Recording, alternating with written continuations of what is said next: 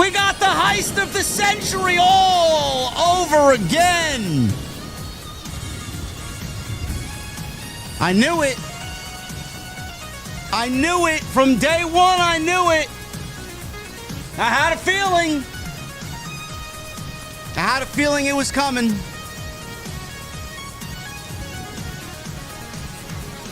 On what was otherwise a very mid night one of SummerSlam,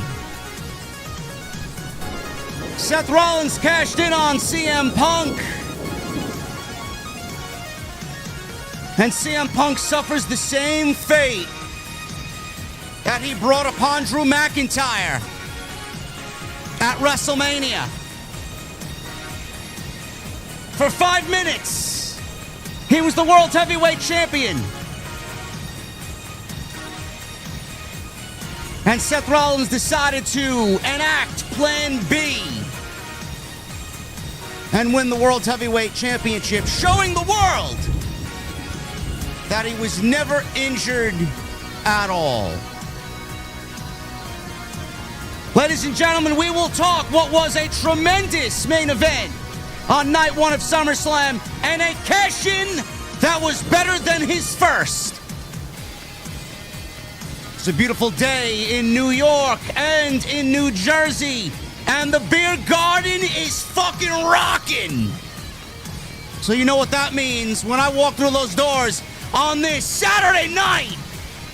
I want to know, what the fuck are you guys drinking? I'll see you over there.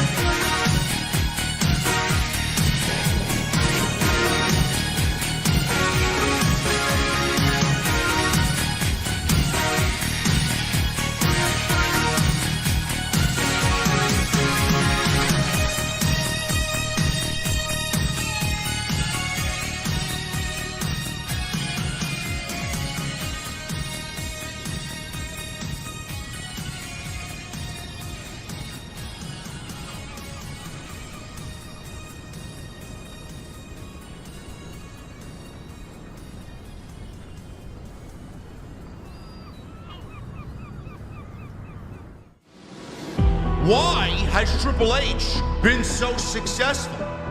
Why is Triple H running WWE better than Vince McMahon and Bruce Pritchard on Monday and Friday night? Long-term booking.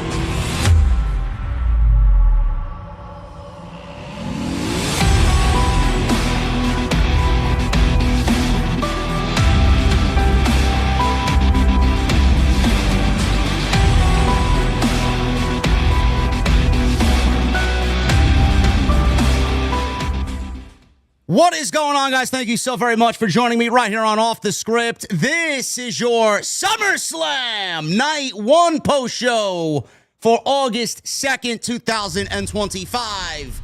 I'm your host, JD, from New York. As always, coming to you live from the OTS Beer Garden. Thank you guys so very much for joining me on this Saturday evening, wherever you may be, man. SummerSlam Night 1 is in the books.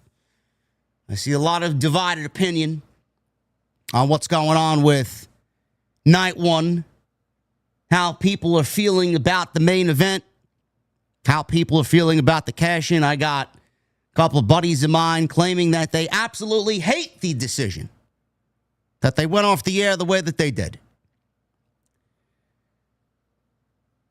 I want to get this out there before I dive into what I really want to talk about, and that is the main event and the cash-in from Seth Rollins. Seth Rollins walked away as the new World's Heavyweight Champion. Not really all that surprising. We have called it right here basically from day one. We knew what was coming. I had a feeling that was all a work, and I'm glad to report our intuitions were correct. SummerSlam, you know, you look at a show like tonight, very similar to WrestleMania this year. Night one was very, very mid.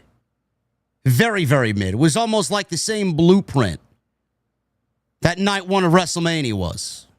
6 matches and a show saved absolutely by the main event, which is identical to what happened here tonight. I think this SummerSlam night one was better than WrestleMania night one, but not by much. Not by much. Which begs the question, does this SummerSlam need to be 2 nights? WWE is going to make all their shows 2 nights. All the big 5 shows anyway, 2 nights, as long as they can continue to sell tickets. This is only the beginning. This is the new norm. SummerSlam is going to be 2 nights. WrestleMania is already 2 nights. Before long, we're going to get 2 nights of the Royal Rumble, 2 nights of Money in the Bank, and I won't be surprised to see 2 nights of Survivor Series. Obviously not this year, but in the years to come, as long as they can maintain selling tickets the way that they are. The show was very, very middle of the road. I thought I was legitimately watching a SmackDown episode. I thought I was watching a SmackDown episode on Friday night. Very middle of the road.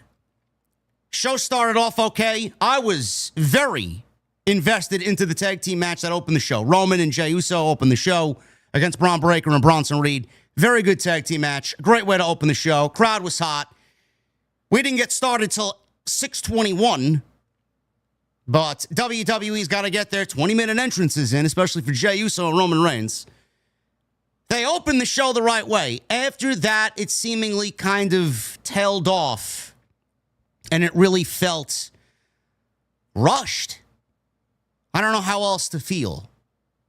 I know a lot of people were telling me, man, this show is flying by. Oh, man, this show is going by quick. Yeah, I know. On one hand, I look at it great being a content creator. Man, I'll get out of here. I'll get out of here early, man. I'll finish in 2.5 hours. It'll be fucking 12 o'clock. I hop on PS5. I play Destiny 2 till 3 o'clock in the morning, man. No ifs, ands, or buts. But this show was flying by, and not in a good way.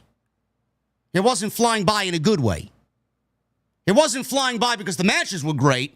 It wasn't flying by because everything was so fucking great tonight. It was flying by because it legitimately felt rushed. Outside the tag team match and the main event, the tag team match that opened the show and the main event, I felt like everything, and the Jelly Roll match, which was given more time than anything else on the fucking show, I feel like everything was given very middle-of-the-road treatment. Bron Breakker, Bronson Reed, Roman, and Jey went about 15 or so minutes, minus the introductions. Alexa Bliss and Charlotte Flair versus the Judgment Day went about 10 minutes. Jade Cargill and Tiffany Stratton went less than 10 minutes. Sami Zayn and Karrion Kross went 10 minutes. Jelly Roll, Randy Orton, Drew McIntyre, Logan Paul went about 15 to 18 minutes. And then Punk and Gunther was the longest match on the show, which it should be. It's the main event. It's for the World's Heavyweight Championship. They went nearly 30 minutes, which is the way it should be. And then obviously Punk's cash-in constituted as the 7th match on night 1 of SummerSlam. Very middle-of-the-road show. A middle-of-the-road show that once again, just like WrestleMania, was saved on night 1 by the main event, by CM Punk and by Seth Rollins, and on this night, Gunther. Very middle-of-the-road show. The build coming into SummerSlam was not great at all. One of the worst builds that I've seen in recent memory for a SummerSlam show. It certainly, and if you're an OG of the channel, it certainly felt like a Summer Scam than it did a SummerSlam. But that's the problem that we have discussed vehemently on this show. WWE's got so many things going on at the same time. WWE's been on a streak after WrestleMania where every 3 weeks coming out of WrestleMania, there's been a PLE or a special event. And the obscene amount of shows has ruined the build for some of their bigger shows. Because there's so much going on and so little in between that they can't build. They got Saturday night's main event and they got Evolution all happening on the same night, and that left 3 weeks to build towards SummerSlam. And it's not like WWE is building towards these matches with some captivating story in the weeks before all those shows even take place.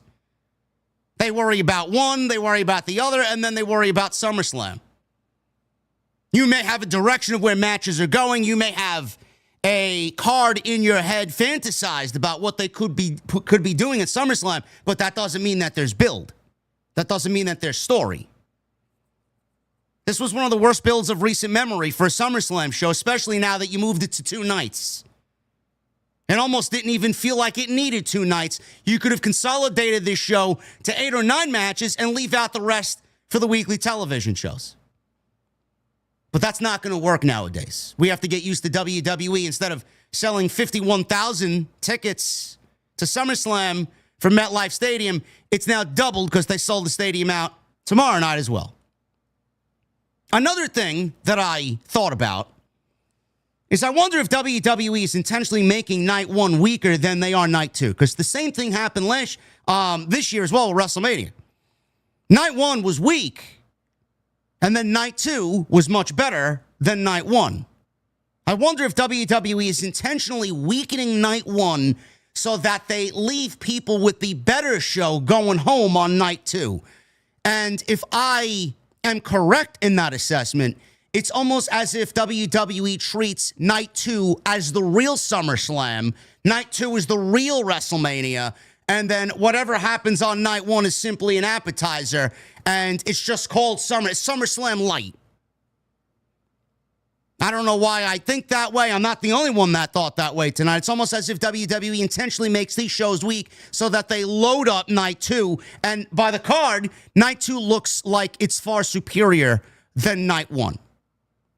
Again, I might not be the only one in that camp, but that's the way I feel.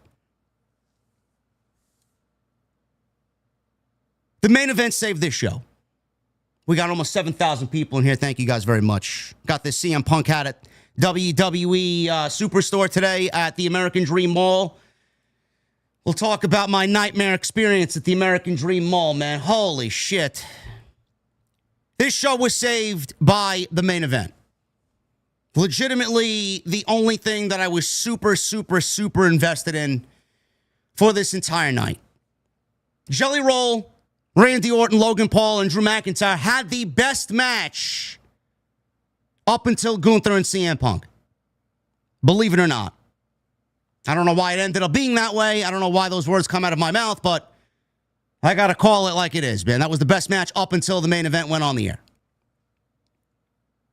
Everybody's talking about the main event. The main event was fucking great. The main event reminded me of Gunther and Randy Orton at the King of the Ring final last year. All of Gunther's matches are great. Gunther doesn't have a bad match. CM Punk is the ageless wonder. Ever since he's gotten back to WWE, this was before the injury happened at the Royal Rumble, where McIntyre DDT'd him into being out for 8 months. Never was supposed to happen. I genuinely wonder where CM Punk would be now if he didn't have to take 8 months off. It's almost like the 8 months made him stronger.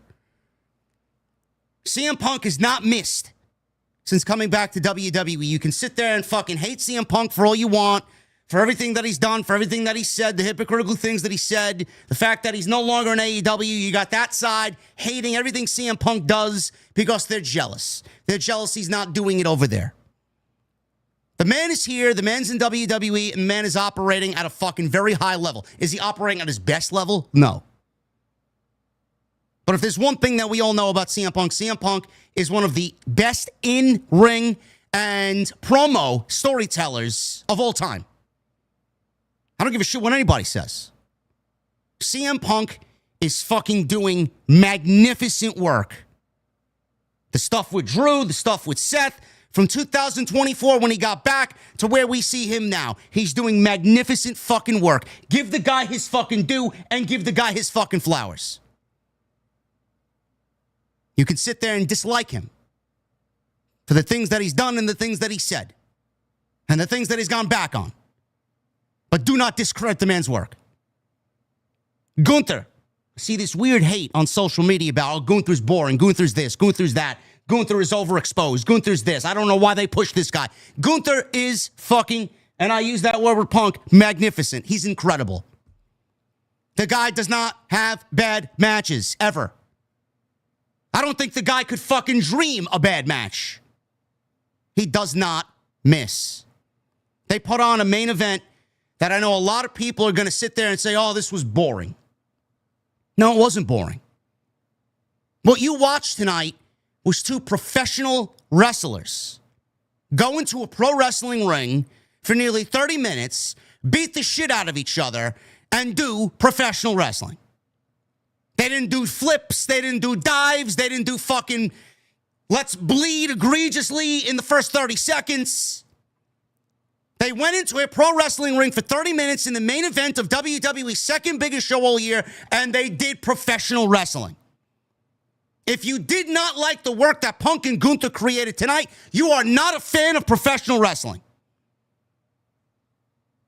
And I understand professional wrestling has changed over the years. There's different forms of pro wrestling, different styles of art in pro wrestling. Tonight was pro wrestling. To me. What I watched was pro wrestling. CM Punk worked his ass off. Gunther worked his ass off as a fucking heel. And Punk got his ass beat. He got his ass handed to him tonight. The guy was bleeding from the chops that Gunther was giving him. It got uncomfortable to a point where he yelped in the middle of the ring because it was so fucking brutal. And we'll talk about Gunther showing up bleeding at the end of the match, which I did not anticipate, but there's a reason why not only he bled where he bled, but why he lost the championship as well. The match was great. The ending was great. The fact that WWE stalled on the ending to give Punk his fucking moment, to then ultimately take it away from him. That's the television that captivates me the most. I love CM Punk. I'm wearing his fucking hat, for Christ's sakes. I think Punk is great. One of my favorites ever. But I can't lie to you. I sat on my couch and I laughed as soon as Rollins' music hit because I knew what was coming. Not only because we called it since the day that he got injured, but I always love a good villain. I always love a villain ruining the hero story. We got that hero story tonight. Punk held up the world championship. Punk shed tears in the middle of the ring. He didn't even realize that he was holding the world championship until the referee handed it to him. He hugged it. He said on Raw he needed it. He got it. He felt it. And then he had it ripped away from him. That's the television that I'm most captivated by. That's what I call, like the cool kids say, cinema. Cinema. I hate that word. It's to today. Cinema. It's all what the cool kids say on social media. Aura and cinema. That was sin. That was sin. If there was a definition of cinema, that was it. Punk won the championship. 2 GTSs. Fucking great that Gunther didn't go down on the first one. He did not go down on the first one. He felt like a larger-than-life giant that he didn't go down on the first one. Then the second one, he fucking, like, you were just waiting for him to fall like a tree being cut down, man. Just waiting for that fucking collapse. He finally collapsed. He finally laid on his back, looking at the spotlights. Punk 1, 2, 3, and he wins the championship. And then when Punk is relishing in that moment, you hear that very familiar theme that has interrupted CM Punk on more than one occasion. Burn It Down plays over the PA system. And Seth Rollins hobbles out with Paul Heyman. Seth Rollins on crutches with a massive leg brace on his injured leg, dressed like he's usually dressed, over the top. Paul Heyman standing there holding the Money in the Bank briefcase up in the air. And Michael Cole on commentary said Seth Rollins has till next June to cash in that Money in the Bank contract. Chat, details. Details. I don't know if Michael Cole is privy to what's going on, but the fact that he threw that in there, I would love to know if Michael Cole knows exactly what's going to happen, or if he's like me. When I do commentary, I don't like to know a fucking thing. I want to be genuinely surprised, because on commentary, when it happens, it's going to be organic. It's going to be fucking in the moment. I wonder if Michael Cole knew. He threw that fucking stat out there, and I'm like, all right, playing up the moment, playing up the fucking scene that we're looking at. Guy's out there with a fucking cast that covers his entire leg. When Punk was in the ring holding up the world championship and Rollins came out, I did a scratching of the head moment. I'm like, why would WWE? This is the way that I look at things and the way that I dissect things. Why would WWE send someone who's obviously injured, right? Obviously injured out there to take away from this guy's moment when he won his first world championship being back in WWE? That's a momentous occasion. Why would you ruin that? You'd go off the air with that. That's a happy ending for that crowd in New Jersey. Why would you send an injured man out there to ruin that moment just to say, hey, man, I'll see you in 9 months. I got this briefcase. Just keep an eye on me. I'm coming. Didn't make sense to me. Why would you do that? Rollins started walking away or limping away on the crutches. He has his back turned to Punk. I don't think Punk really knows in the moment. Rollins stops before he walks through Gorilla. He takes the crutches and he throws the crutches to his sides. And I'm not going to be able to do it justice. I posted it on my Twitter account. You guys can go see it. It's literally the last thing that I said before I tweeted the link to tonight's stream. The visual of Rollins throwing his crutches, revealing that he's not hurt, it almost came off like he was fucking God. Threw his crutches and revealed to everybody inside MetLife Stadium that he's not hurt. That is one of the best visuals, to me, I've seen in pro wrestling. The visual of him throwing the crutches is the best visual you will see in all of pro wrestling in 2025.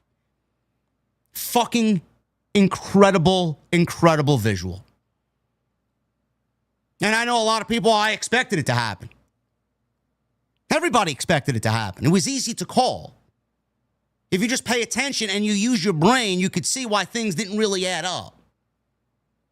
I dissected that Seth Rollins moonsault more times than I really cared to admit to you guys.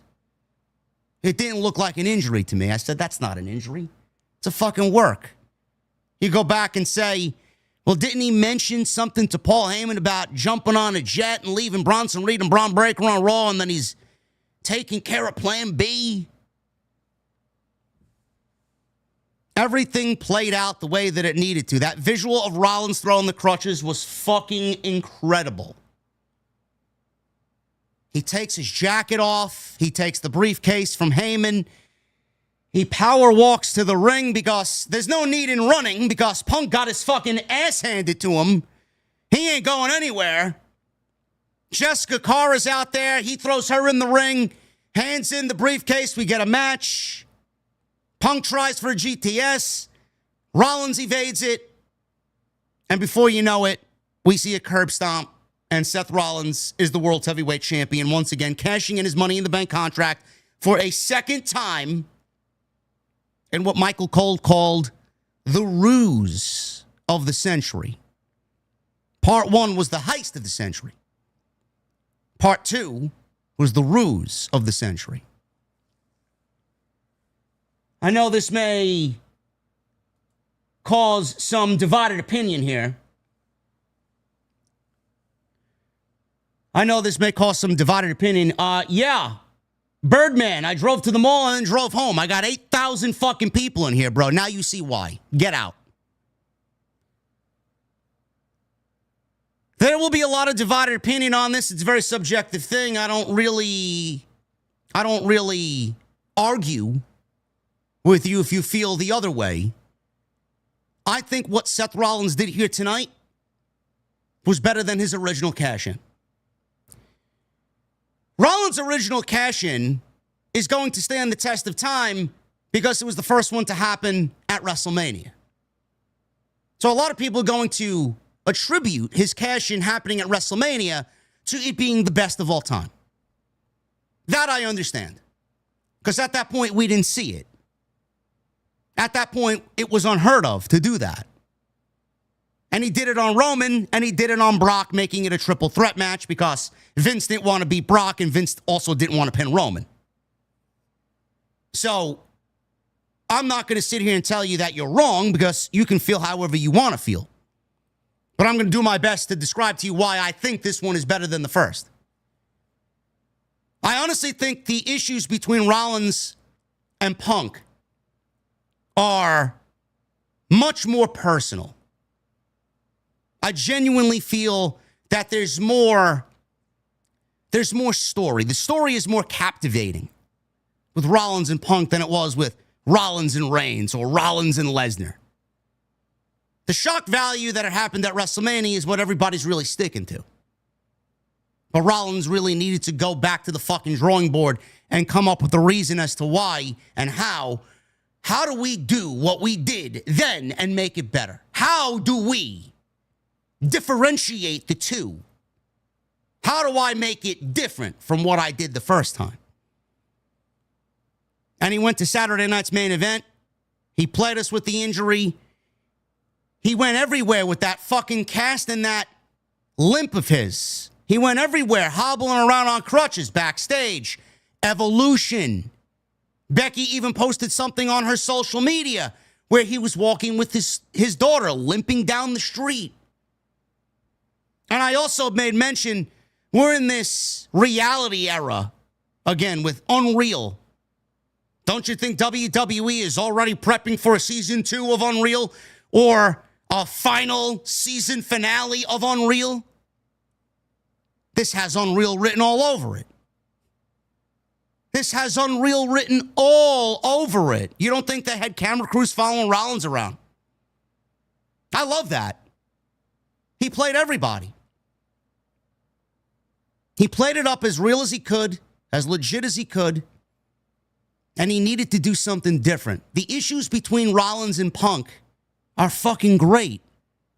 Just look at the story that's here. He's already mentioned months and months and months and months ago. He's not going to let CM Punk walk out of a show like tonight as a WWE champion. As long as there's a breath in his body, he will stop that from happening. He lived up to his word, not only as a performer, but as a heel. He is a disenfranchised heel who always believed in himself as the guy. Nobody else believed in him.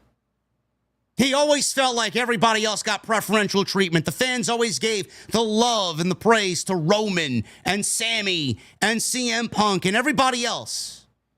Meanwhile, Rollins was always the bridesmaid and never the bride. He made that promise to CM Punk. And it goes back to what Punk did to McIntyre at WrestleMania. Didn't Drew McIntyre beat Seth Rollins for the World's Heavyweight Championship? Didn't McIntyre hold the title for 5 minutes? Who was the one that cost him? Who was the one that cost McIntyre that allowed Damian Priest to cash in and win the World's Heavyweight Championship? It was CM Punk, an injured CM Punk. This is now karma coming back to CM Punk. And this is Rollins making him pay for all of the wrongdoings that he did. There's much more to this than there was to that. The visual of him throwing the crutches. Punk in his first championship match in how many years since being away from WWE against the guy who's basically unbeatable. 80% of his WWE tenure is as a champion. And then he had the match that he had. He bled the way that he did. He put his body through a fucking meat grinder the way that he did to win. And then Rollins took it all away from him like the god that he is. He had the ultimate power and said, no, not tonight. You could sit there and say that Rollins' first cash-in was better. It's great. Happened at WrestleMania. First time to ever do that. But I feel like tonight had much more meaning. I felt tonight had much more significance. I felt like tonight there was much more that went into it to make it special. I felt like tonight the history between Punk and Rollins, even dating back to the Shield, means so much more than what Rollins did with Reigns. I thought what they did tonight is going to go down as probably, outside of John Cena's heel turn, the best way that WWE has ended a PLE tonight. Fucking great. Absolutely great. So that's the way I feel on Rollins' heel turn. I do think that it's better than the first one. And I'm sticking to that. I have no problem saying that. I didn't stutter on anything that I said. I genuinely feel that. Great main event on what was otherwise a very middle-of-the-road SummerSlam Night 1. I am very much expecting Night 2 to be better than Night 1. But it wasn't all bad on Night 1. Roman Reigns and Jey Uso, Bron Breakker, Bronson Reed. Excellent way to open the show. A little disappointed by the outcome, but I was very entertained by what those four guys did. Tiffany, Stratton, and Jade Cargill for the Women's Championship. Charlotte Flair and Alexa Bliss against the Judgment Day. Roxanne, Perez, and Raquel Rodriguez for the Women's Tag Team Championship. Sami Zayn and Karrion Kross, which could realistically be the last match of Karrion Kross's WWE tenure. And then Jelly Roll and Randy Orton versus Logan Paul and Drew McIntyre. Logan Paul is fucking incredible. Without Logan Paul, that match wasn't as good as it was tonight. Another guy you guys should start giving his flowers to. We're going to get into it tonight. We're going to talk about it, what I liked, what I didn't like. And this is off the scripts. It is August 2nd, 2025. We got 8,000 people in here on a Saturday night. I thank you guys very much. Follow me on social media at JD from NY206, Twitter, Instagram, TikTok, and Cameo. Hit that subscribe button down below. Turn on the bell for all notifications. Go and check out all the content on the channel. Plenty of it. To those that I met at the American Dream Mall today, I salute you. Thank you guys very much. Your words were not only humbling, but very inspiring. Thank you guys very much. I wonder if I should go back there tomorrow to legitimately do a real meet and greet. I waited in line for the WWE Superstore today, which was legitimately wrapped around the fucking food court. An hour and a half in line to get into the Superstore and be ultimately disappointed. I thought this was going to be the Superstore like I seen in Philadelphia for WrestleMania 40 last year.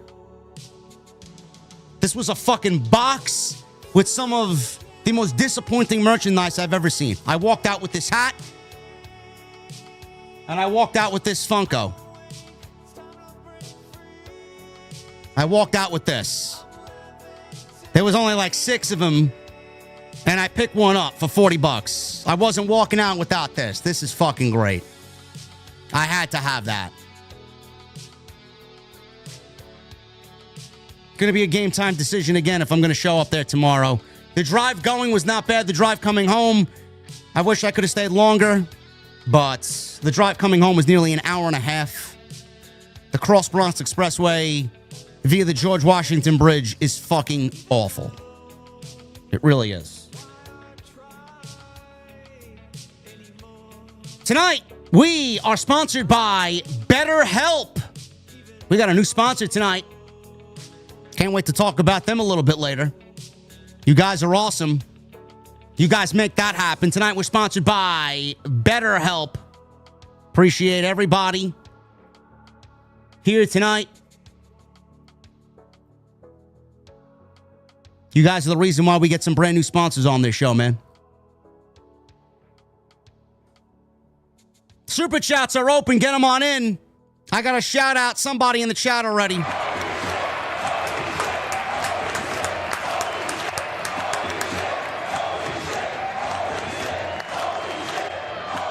Oh, my goodness, man. We got a $100 super chat from Danny Rage. You called it, JD. Was at the original heist of the century. This one was better. Here's hoping for a better night to tomorrow. Danny.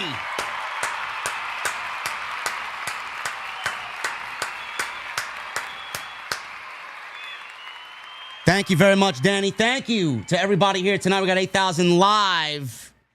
We got 8,100 people in here. We're not at 1,000 likes.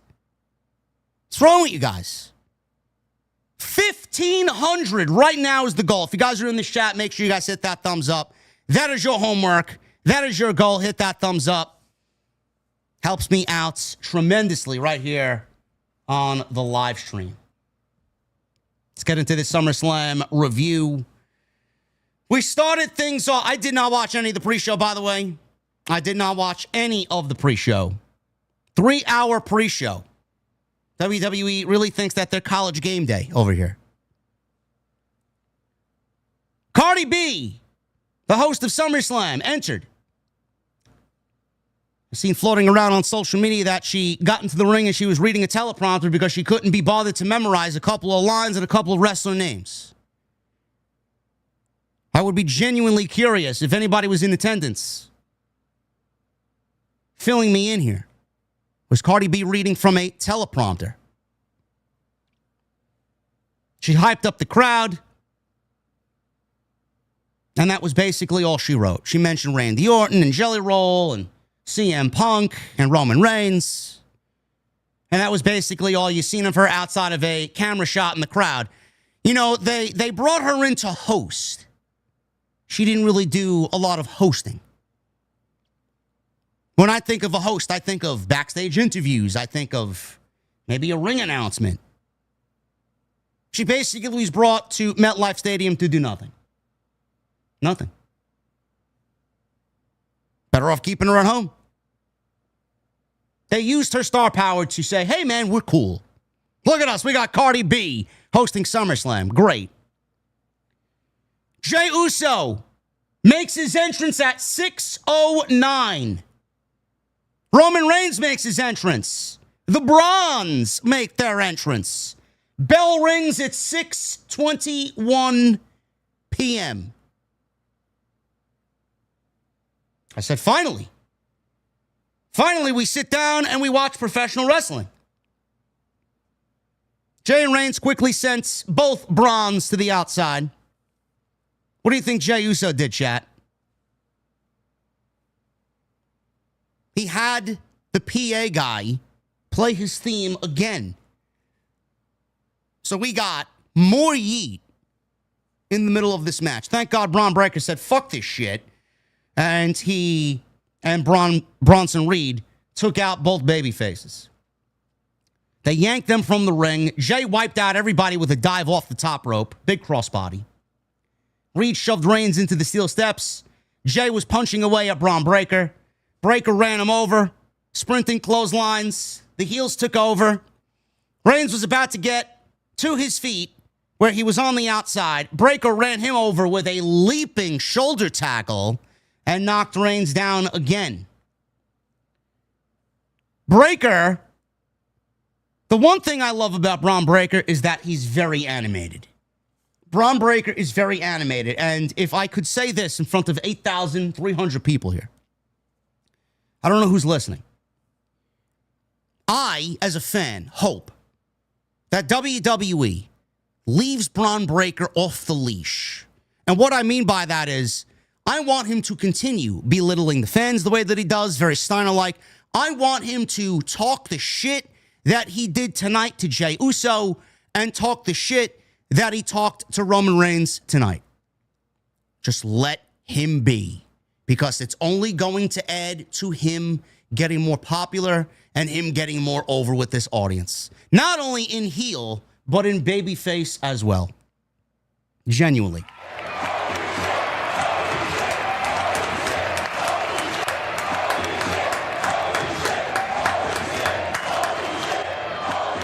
Oh my goodness, Michael Carruth with a $100 super chat. JD, the first match I ever saw in person was Harley Race versus Dory Funk Jr. for the NWA title in Amarillo, Texas, when I was a kid. Tonight's main event was a throwback.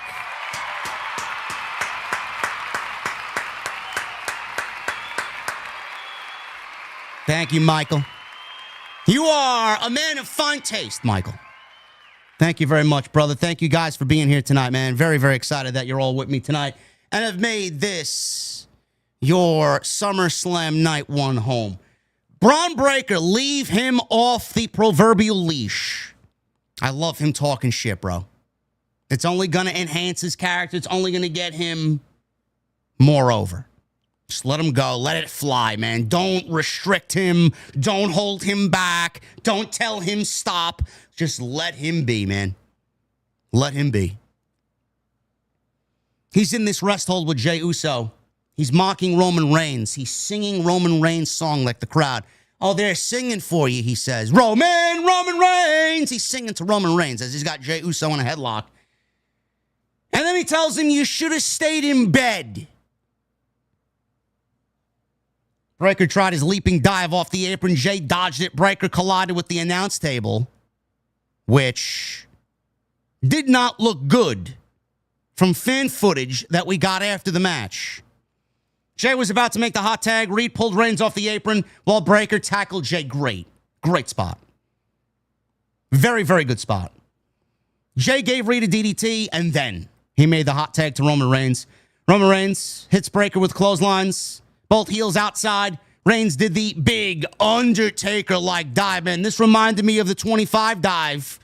The WrestleMania 25 dive with fucking Shawn Michaels and the Undertaker landing on the cameraman.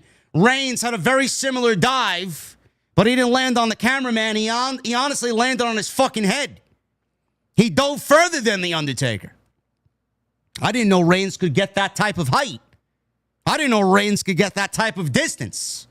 It must be those Jordans, which, by the way, the Jordans that Bronson Reed stole, he was wearing them during his entrance for tonight's tag team match. He now calls himself the Shula Fala. And he calls himself the Tribal Thief. Isn't that fucking great? I don't know why they made the creative decision that they did tonight. I would have kept running with that. So Reigns is out there. That big dive looked fucking so good, but man, that could have been so bad. Holy shit, that could have. If he was slightly off on the way he landed, that could have been it. We probably wouldn't have seen Reigns for the rest of the year. Reigns hit Breakker with a Superman punch in the ring. Reed makes a blind tag. He ran over Roman Reigns without knowing. Jey made his own blind tag. He ran wild on Reed until Reed cut him off with a clothesline and a Death Valley driver for a 2. So both baby faces, now both Reigns and Uso, are on the outside. Reed, he does his own suicide dive. Reed took a nasty fall. He splat on the outside. This one was front of the commentary table. Breakker then nailed Jey over the commentary table. Heels gave Jey a Steinerizer with Breakker leaping off the top rope. Breakker then runs around the ring. Reigns cut him off with the Superman punch and speared him through the barricades. WWE's favorite spot. If it's not the table, it's the fucking timekeeper's barricade. Reed set up Jey for a tsunami. Reigns knocked him down with a Superman punch. Reigns then is with Jey, hits Reed with a 1D. So basically the Usos finish. It's basically the Dudleys finish, but the Usos have been using it. Breakker breaks up the cover on the 1D. Breakker then starts to taunt the crowd again. He puts his straps back on before taking them off again. He's a fucking wild animal, is that Bron Breakker. Breakker went to spear Jey. Reigns shoved Jey out of the way, and he eats Bron Breakker's spear instead. So Roman Reigns saves his cousin from certain doom of a Bron Breakker spear. Jey superkick Breakker, speared Reed. Jey then goes up top, hits Reed with an Uso splash, and that was enough for the 1, 2, 3. The babyfaces and Roman Reigns and Jey Uso win the opening tag team match. The story, if you guys don't remember what happened on Friday because it just came off so fucking convoluted. Paul Heyman, no, it was on Monday. On Monday, Paul Heyman came out to interrupt Jey Uso. Paul Heyman made a mention that Roman Reigns is going to backstab you because that's who he is. He is using you. He's only using you to get ahead. He doesn't care. He doesn't care about helping you. That was the last thing that we were told on Monday with Paul Heyman to Jey Uso. So the story coming into tonight is Roman Reigns. Can Jey trust him? Roman Reigns just shoved Jey Uso away from a fucking 25-mile-an-hour Bron Breakker coming at him with a spear, shoved his cousin away, and took the spear himself. There are layers here. One show into the next. So Roman Reigns saved his cousin after Paul Heyman just told Jey Uso on Monday that Roman Reigns is only using you.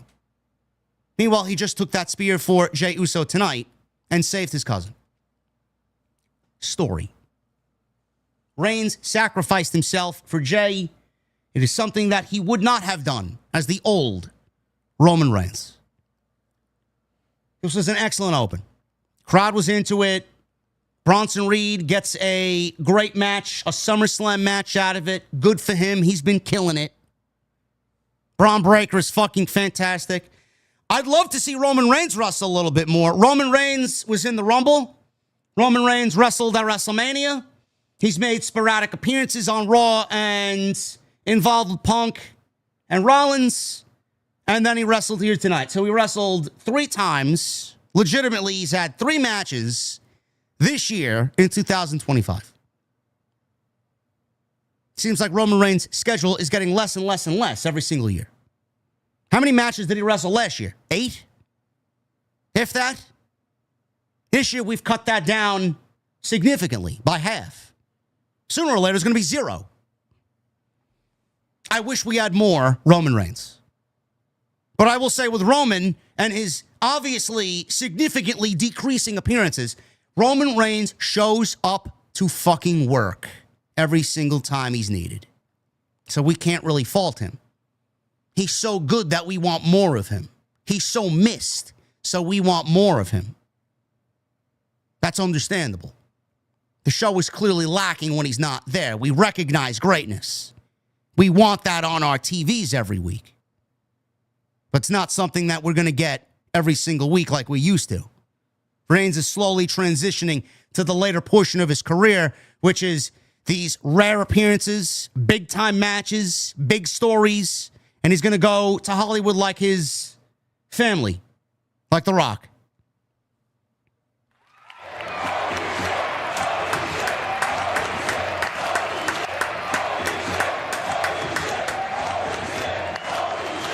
We got another $100 super chat from my guy, Best in the World, Matt. After hearing about this main event, it says Paul Heyman's creative fingerprints all over it. I know he's involved in some way from one Punk fan to another. Your hat is on me tonight, JD. Love, much love to all the OTS family here tonight and for tomorrow as well. Hashtag OTS for life. And of course, if you're not down with that, we got 2 words for you. Thank you, Matt. Appreciate you being here, buddy. Thank you guys very much. So, yes, I understand that we all want Roman Reigns back. I've seen someone in the chat say, leukemia, bro. Give him a break. Sure. He's also a family man. His wife is giving birth to another child. Hollywood. He's filming movies. He's a busy guy. I get it. I get it. This is the last we'll see of Roman Reigns, more than likely, up until after he finishes filming for Street Fighter. If you guys are not aware, he is in the new Street Fighter live-action movie, playing the role of Akuma, one of my favorite Street Fighter characters. Several big wrestling stars are in it. Roman Reigns is in it. Cody Rhodes is in it. Hiroki Goto from New Japan is in it. Many have wondered when it films and what kind of schedule will be required for all of the pro wrestling talent that are in the movie. Sources told Fightful that they spoke with, they claim the movie films in September. Now, we were told August. So we still very well could see Roman Reigns this month. We could get Roman Reigns in Clash in Paris, maybe against a Bron Breakker, maybe against the Bronson Reed. We don't know. So we'll have to see what materializes for that. That's happening at the end of August. When we asked about whether or not it would interfere with storylines, WWE sources said that they were optimistic that it wouldn't interfere in story. Cody Rhodes is not expected to be on set for an extended period of time, to the point where it would affect outcomes this weekend. They have not heard anything regarding Roman Reigns. So it might not take all that much time away from the talent that are in the movie.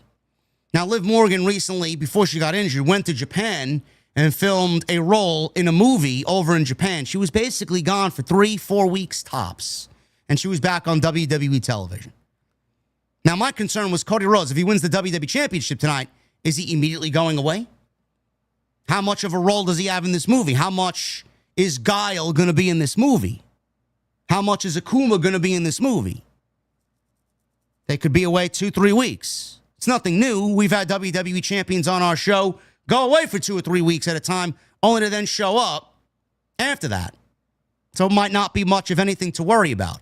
But that's the update right now as far as the movie schedule with Reigns and Cody Rhodes. It's not going to affect match outcomes or stories moving forward. And apparently it is now filming in September, as originally it was reported in August.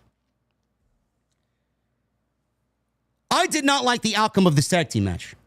I thought the match was very good to open the show. Great way to open the show. I just did not agree with the outcome. Now, a couple of things were being thought of with this outcome. With the team of Bronson Reed and Bron Breakker losing, it immediately set off that light bulb in our head. Well, if they lost the way that they did, this potentially could be setting up for a Rollins cash-in. Now, I don't think many people were thinking about Rollins in that moment, but I was. Because you got to have a trade-off. You can't have these guys lose after the way they beat up Roman Reigns on the go-home show and then not have Rollins cash in. If they weren't planning on Rollins to cash in, I wonder if the creative would have been the other way with the Brons winning over Reigns and Uso. Even with Rollins winning the World Championship, trolling us and showing us the work, winning the World Heavyweight Championship, I personally would have still had Roman Reigns and Jey Uso lose. I've been saying, let's keep that momentum. That was a great beatdown angle on Monday. Bronson Reed tsunami'd Roman Reigns. Bron Breakker speared the shit out of both Uso and Reigns through the barricade, and then they stole the guy's shoes. Keep that momentum going.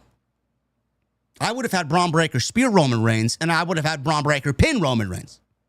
That's what I would have done. That's your guy. That's his yard now.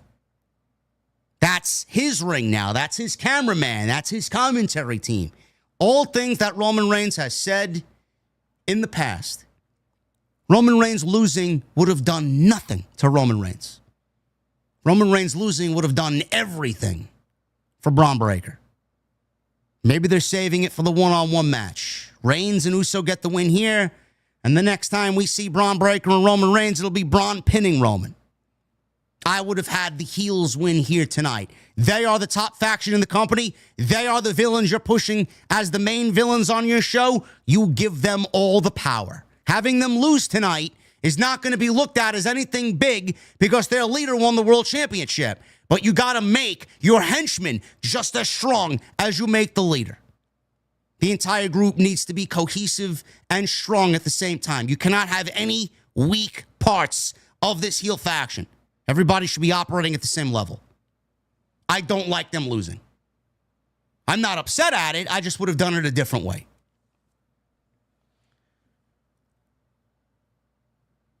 Women's Tag Team Championship match. Raquel Rodriguez and Roxanne Perez of the Judgment Day. They are the champions, defending against Charlotte Flair and Alexa Bliss. Everybody watching me knows I'm not the biggest Alexa Bliss or Charlotte Flair fan in the community. At one point or another, I have absolutely disowned both women from my television screen. This is the first time, the last few weeks, this is the first time I can honestly and genuinely say that they are positioned where they need to be. And I mean that wholeheartedly.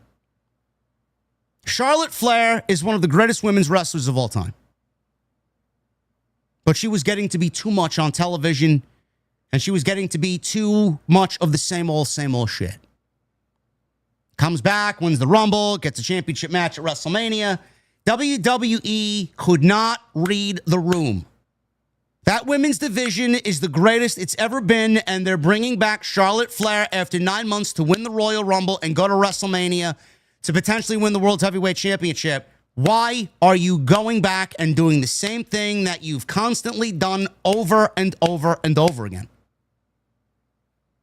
No wonder people were upset. Enough. We don't need to add more hardware to this woman, 15, 16, 17, 18 championships, just so that she can say that she broke her father's record. Who cares? I can't remember one fucking reign that Charlotte had in all 14 that she's had. Alexa Bliss has had 7 title reigns. It's great. How many of those title reigns do I remember? None. Overexposed. They are the tried and true of this division. Now we got Rhea Ripley and Becky Lynch coming along as a great fucking heel. Lyra Valkyria, Naomi, Stephanie Vaquer, Julia, so on and so forth in this division. Look at the talent that's in this division. Look at Evolution, one of the best shows of the year. And you want to push Charlotte and Alexa the way that you used to? I'm glad WWE has rectified their mistakes and have changed the way that they think. Because Alexa Bliss and Charlotte Flair are positioned exactly where they need to be. They're going after a championship that doesn't mean a fucking thing. They're going after a championship that most of the fan base realizes are dead championships. And they're not at the top of the card. They are where they should be. And the best part of it all is that they're developing story. There's a story between Alexa and Charlotte. Just like the opening tag team match, I would have done this a little bit differently. And I said it on Friday when I covered SmackDown. This match did not get started off hot. It was the opposite of what the opening match was. It took them up until at least the last 3 minutes before the crowd really started getting into this. This went almost 14 minutes, and I felt like this was mostly a dead crowd up until the last 75% of this match. Roxanne attacked Alexa Bliss right away. And Charlotte was taking a lot of the heat right away as well. Bliss makes a tag in. She went for Sister Abigail. Perez. I like Roxanne's simple but yet effective way of getting out of Sister Abigail, raking the eyes. Why wasn't this done beforehand? Such a simple counter. Perez missed the springboard moonsault. Rodriguez tagged herself in. Bliss dropped Perez with the DDT, and she went for Twisted Bliss, even though Perez was not the legal person in the match. She got her knees up. Bliss missed anyway because it was just off. She landed on Perez's feet. None of it mattered because Perez wasn't even the legal woman. So Rodriguez is in there, and she clotheslines Alexa down with a clothesline. Charlotte gets the hot tag. She fired up. Crowd was still quiet at this point. She hit both opponents with a big flying crossbody, followed with some big chops on Rodriguez, which woke up the crowd. She placed Rodriguez and Perez next to each other on the mat as they're laying on their backs looking at the spotlight. And for the first time in what has to be years, Charlotte executes a moonsault, and it doesn't look terrible.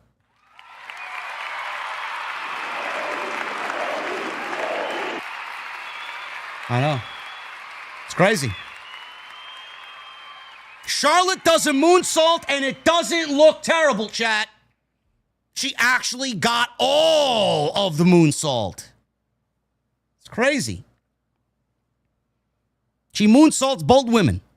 Charlotte tried to put Rodriguez in a figure eight. Perez hit her with a springboard moonsault of her own. Bliss jumped in, tried to take out Rodriguez. Rodriguez moved. Bliss, she hits her own partner by mistake. Uh-oh. Trouble in paradise already. Heels got rid of Bliss. Rodriguez hit Charlotte with a Tejana bomb. Perez followed with Pop Rocks. I thought this was it. They got me.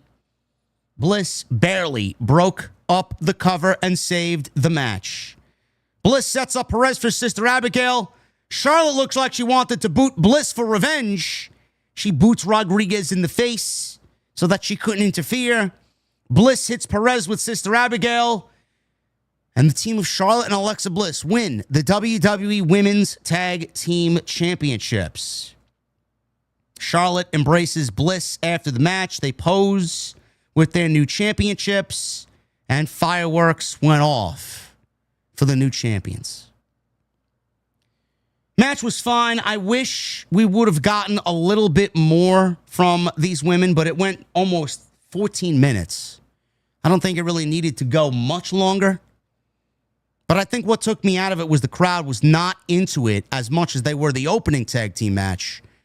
And by the time they got into it, it was basically all but over.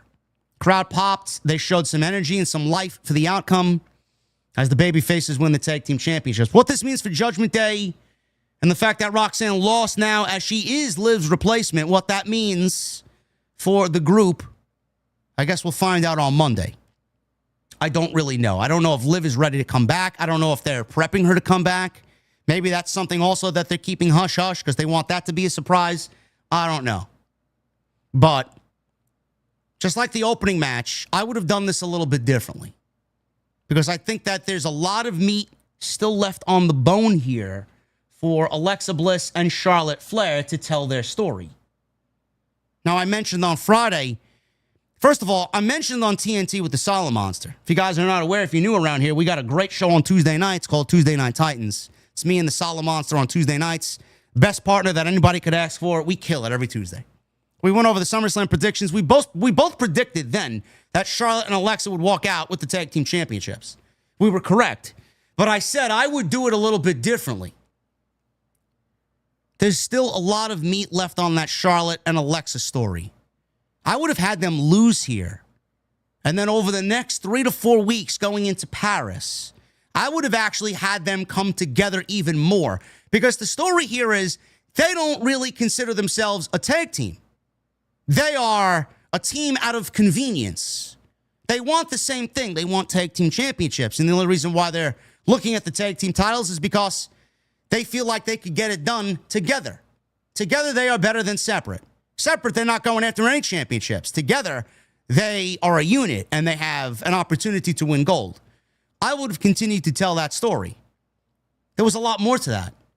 Over the course of the next 2, 3, 4 weeks going into Paris, have them legitimately come together as a solid tag team, on the same page, actually liking each other, calling themselves a tag team, and then win the titles in Paris. I do think that if they waited till Paris, the outcome probably would have been better than it was here in New Jersey because most of this match felt flat because of the crowd reaction. I would have told that story, had them win in Paris, and that would have been the outcome I would have waited for. Again, just me. That's the way I would have done it. I would have waited and done things a little bit differently. So let me know what you guys think about that. But at the end of tonight, we got new women's tag team champions, Alexa Bliss and Charlotte Flair. And you know what? It looks like they're both having a great time. They are not up front and center, which I think is the answer to a lot of their problems. are enjoyable. I don't mind them on television so much more now than I used to, right? Everything seemingly is working out for the better. And this has a great story behind it because you know eventually when the time is right, one of them's going to go heel. Charlotte wants to be a babyface. This actually might get the fucking job done. Because I do think Alexa's a better heel than Charlotte's a heel. So if they want to keep Charlotte a babyface and have Alexa go heel when the time is right, that's going to really be a good move for both. Because they're both actually genuine and they're enjoying each other and they're enjoying what they're doing. Fans are seeing that. And that's all they wanted. They wanted to see Charlotte enjoying herself.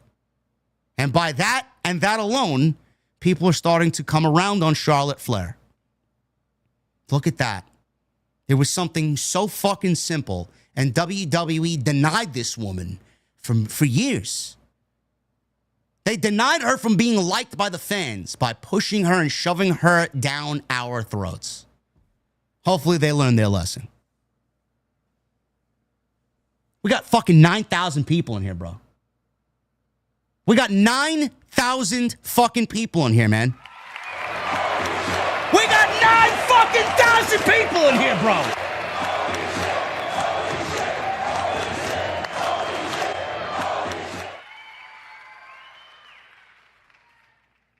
How many more on X? What are we doing on X? Bro, we got like another 600-700 on X.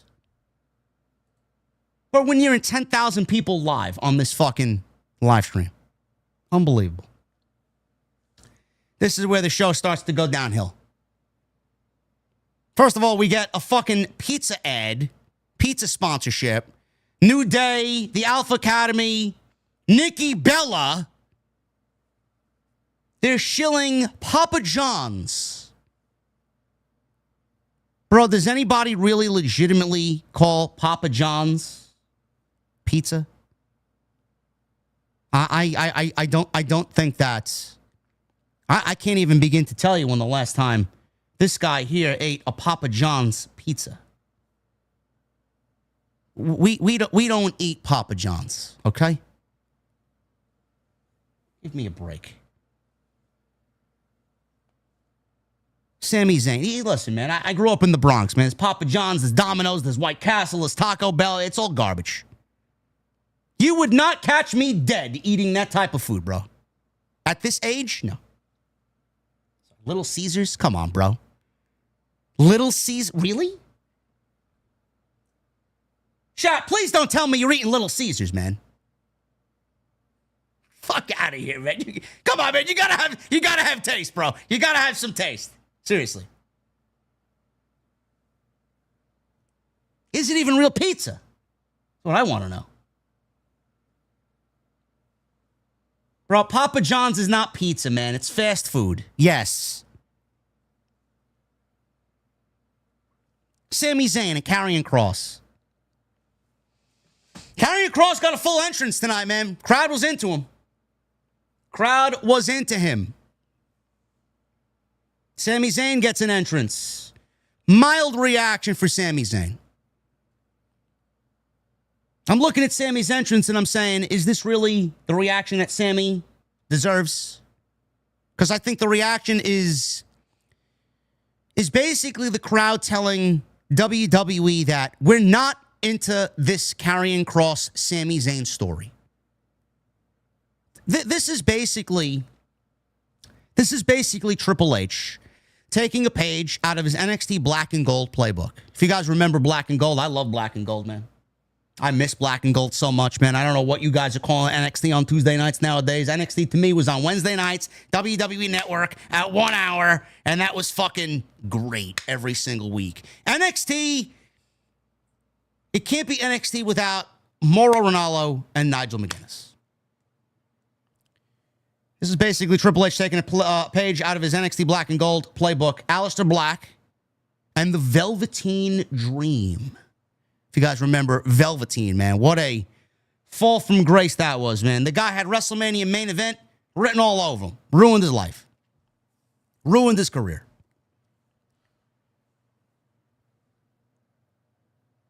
All Velveteen wanted from Aleister Black was, say my name. Say my name. He wanted respect. Black gave it to him. Black gave it to him. Very good takeover match. This is very similar to what those two guys did on Black and Gold television many, many years ago. Kross wanted Sami to say, Kross is right. Sami wants to be done with this because Kross is just getting in the way of his world title aspirations. First match happened at Night of Champions. Not all that good. I honestly feel like that match was the best of the three that we've gotten.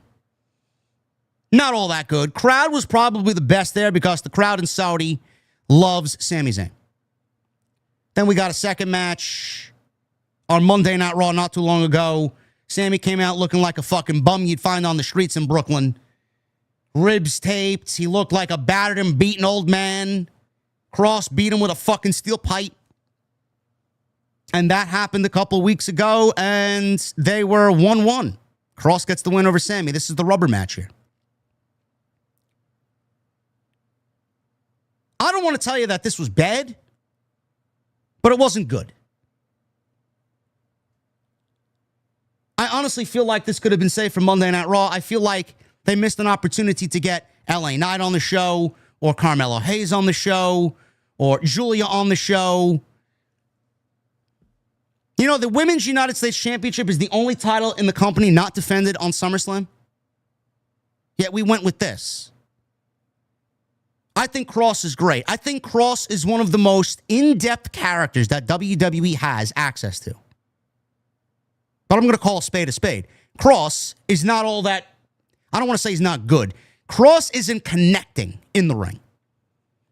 His character, his words, his promo, his delivery, all of that is connecting. The in-ring from Kross is not connecting. And if the in-ring is not connecting, what are we doing? Everything else is going to suffer because of it. Sami Zayn's great. I made a bold prediction many, many, many months ago. Sami's going to win the Royal Rumble. Sami's going to win the Royal Rumble in Saudi. Sami's going to be the one to take down Seth Rollins for the World Heavyweight Championship at WrestleMania. That's my prediction. I'm sticking to that. Even though we got the ruse of the century here tonight by Seth Rollins. This went 8 minutes. Crowd didn't seem into it. Very much boring. At this point in the show, I wasn't really thinking this feels like a SummerSlam. This is a product of WWE not really having enough time to flesh out these stories. Or maybe in this case that they did. These guys have been feuding for months now. They just didn't connect. Not much to this at all. 8 minutes. About halfway through, Sami Zayn kicked out of a Saito suplex that Kross dropped Sami on his head with. Kross turned to Scarlett for assistance, and she hands him the steel pipe.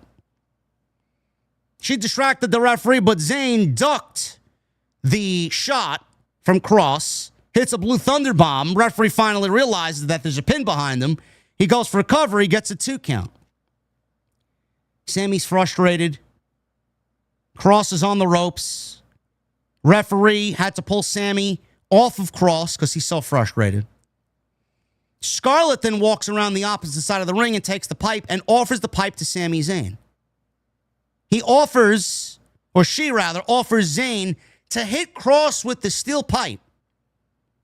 Zayn grabbed the steel pipe, considered using it, and tossed it out of the ring. Kross tried a schoolboy from behind, roll up. Zayn kicked out. Immediately gets up, hits an exploder suplex on Kross in the corner. Zayn followed with a haluva kick, and that was it. Sami Zayn wins 1, 2, 3. And as the pinfall was being made, you physically saw Kross grab Sami. He's like holding on to him, trying to grab him. I don't know if words were exchanged there. I don't know if Kross said to Zayn that Sami was right, or whatever the case was, whatever they made a promise to each other for on Monday. I don't even give a shit about what they said. It almost felt like this was Kross saying goodbye to Sami Zayn. It honestly felt like Kross is done with WWE. Now, I don't know why he would be. Maybe WWE gave him this last match as a final send-off. Thank you for your contributions. We're going to move in another direction. So they wanted to have Kross go out decently instead of not using him at all and let his contract expire. I don't know why WWE put new merchandise out and seemingly isn't going to bring Kross back. Kross got over on his own. But like I said, Kross's delivery, Kross's presentation, Kross's character work is over. If it stopped there, we'd have the perfect guy. But when the bell rings, I don't think Kross is captivating the audience the way that he needs to. Because if he did, he would be the complete package. And he's not. And I hate saying that because I think Kross is great. I do. But if this is the end for Karrion Kross, I genuinely feel him going back to TNA is in the cards.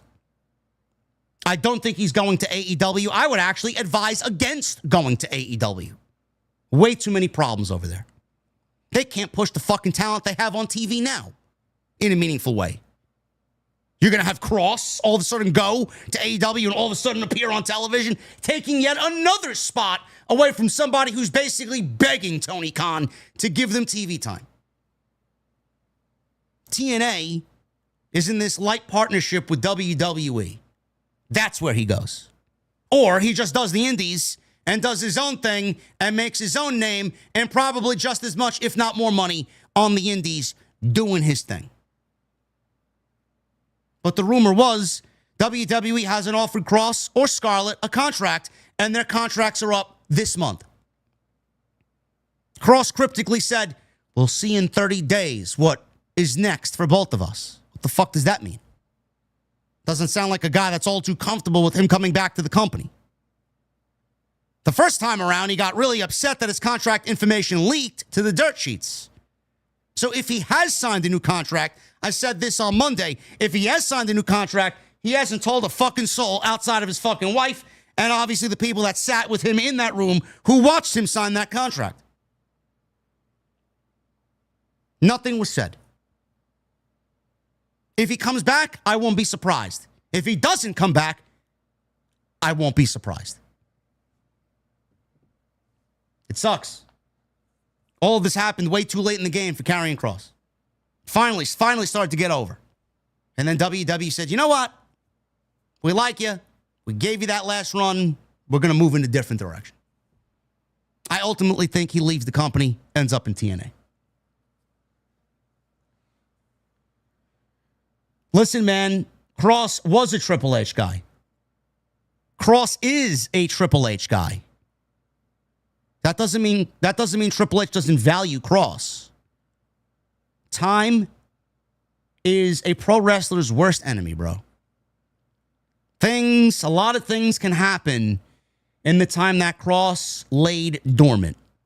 People get better. People move up. Spots are taken. There's only so much that he could do without actually physically being on our television screens. He did everything he could to the best of his ability. If you are not getting ample TV time to get that across to everybody, it is not going to work out in your favor. Sami Zayn wins. I think Sami now moves on to focus on the World Championship. They honored Hulk Hogan. They played his music. By the way, if you guys were in the American Dream Mall today, every half an hour, they played Hulk Hogan's Real American theme song. Every half an hour. I don't know if anybody picked up on that. It's pretty cool. The Real American Mall, or the American Dream Mall with the Real American theme song playing every half an hour because WWE is present there. I like it. No problem whatsoever. Nick Hogan Hulk Hogan's son was in attendance as they were playing his theme song over the PA system. He was there with his wife. My guy Andrew Baydala was there with his son in attendance, and he said today on Twitter that he was seated somewhere in the vicinity of where Nick Hogan was. I think he was like one row away from Nick Hogan, very, very close to Nick Hogan. Drew said that nearly 100 people around Nick, while they were escorting him away from his seat because he was there for that segment, came up and gave condolences to Nick Hogan about the passing of his father, and he was receptive to everybody and thanked everybody that came up to him. Class act. Love it. Love it.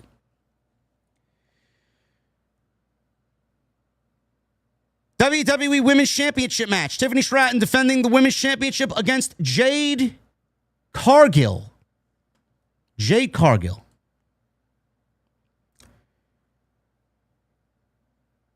I was thinking going into this, I thought that this was going to be a disaster. I thought that this was going to be a complete shit show. Thankfully, I was wrong. And this ended up actually being just as good as it could be. Genuinely. And I've had my issues with Jade Cargill. I've had my issues with how she's been presented, how she hasn't gotten better, and how they seemingly are strapping a rocket to her, and I don't think she's ready for that spot. I'm here to tell you that this match went 7 minutes. I'm here to tell you that it was as good as it could be. They played to her strengths. It was quick. It was short. It was sweet. And that was it. That was it. I have no problems about this match. They got everything right about this match. It was short. It was to the point. It went 7 minutes, the time that it needed to. They played to Jade's strengths. They didn't overexpose Tiffany. They didn't put too much on Tiffany to lead Jade to a good match. They kept it within 7 minutes, and then they got the outcome right. Jade loses as Tiffany retains the WWE Women's Championship. Right outcome. There wasn't really much to this at all. Jade, she started strong early. Stratton, she hits a big suicide dive on Jade to the outside. Bumped her off the apron, then hits a suicide dive to the outside. Tiffany goes back into the ring, jumps off the top with this. Scared the fucking shit out of me. This senton bomb off the top rope, man. My God, I didn't think that she was going to land it the right way. I thought she was going to come down right on her fucking neck. Beautiful. Beautiful looking senton bomb on Jade. It looked like she was going to land on her head. And she rotated just at the right time to hit the move. Jade is in the corner. She gets up from that in the corner. Stratton does the handspring elbow and followed up with a big boot and a spinning slam for a 2 count. They go back and forth. They trade some moves. This led to Tiffany hitting a Falcon Arrow. Sloppy on Jade. Sloppy Falcon Arrow. Didn't hit. The impact wasn't there. She hits the Falcon Arrow. Stratton hits a handspring elbow and then an Alabama slam, which also did not connect the way that it needed to. And I think this didn't connect. The Alabama slam didn't connect because Jade is just so big that Tiffany could not muscle her up in the actual move. So that didn't look good. Tiffany then goes to the top rope to go for the prettiest moonsault ever. And this was the best part of the entire match. Tiffany goes up top, does the moonsault. Jade gets the boots up. The impact in which Tiffany came down on Jade's boots was so stiff that she landed flat back and snapped her head on the mat. It looked great.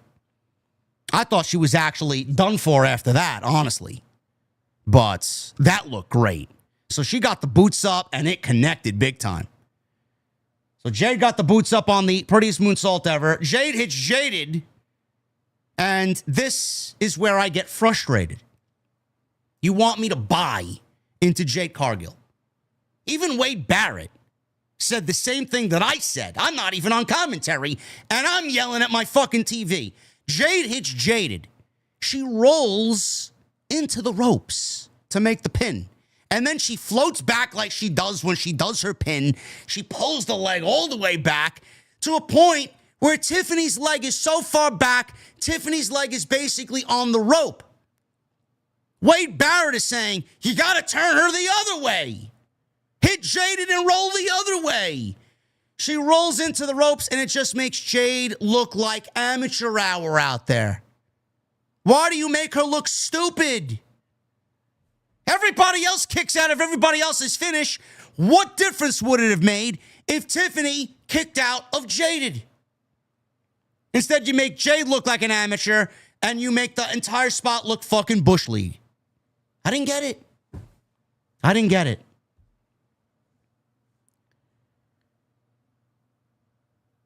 So Jade gets up. She hits a choke slam, which looked good. Took Stratton to the corner. Jade's now looking for Jaded off the middle rope. Stratton countered into an avalanche hurricanrana.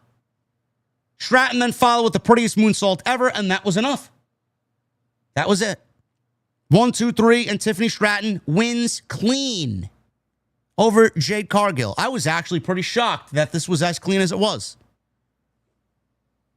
No shenanigans, no heel turn, no Bianca Belair, no cheating, no bullshit. Just 1, 2, 3, prettiest moonsault ever. On to the next. This had no story coming into it. Zero.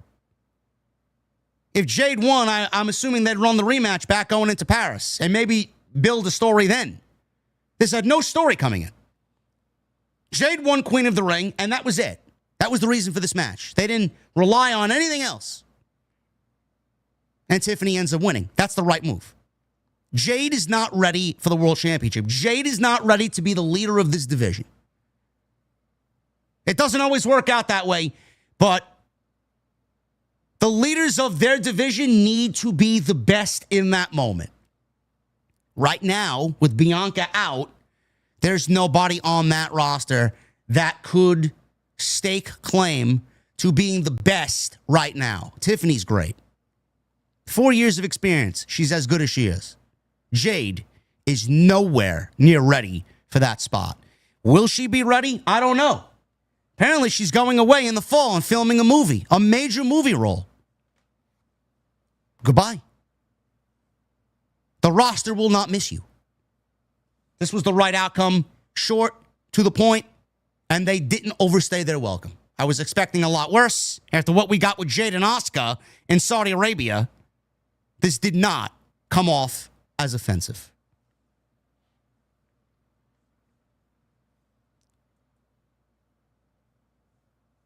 Randy Orton and Jelly Roll versus Drew McIntyre and Logan Paul. They played this up as the journey, the weight loss journey of Jelly Roll. He lost over 200 pounds. He comes in under 300 pounds tonight for this tag team match. His wife, Bunny XO, is in the crowd. I didn't know who Bunny XO was. I had to Google Bunny XO. Yes, I went to go Google it. I Googled Bunny XO. Now, Michael Cole mentioned she was a podcaster. I'm like, oh, she's a podcaster. She's got a Dumb Blonde podcast. I'm like, oh, okay. Now, I looked at Bunny XO and I said, that's not all she's done. Let me dive deeper into who Bunny XO is. Apparently Bunny XO was a high-end escort. I'm like, that makes sense. There you go. Podcaster sounds too innocent. But a high-end escort in her previous life, that makes a lot of sense now. Just looking at who I'm looking at there. There you go. Yes, she had an OnlyFans from 2015 to 2021, I believe. She was on OnlyFans, yes. You don't say. Color me shocked.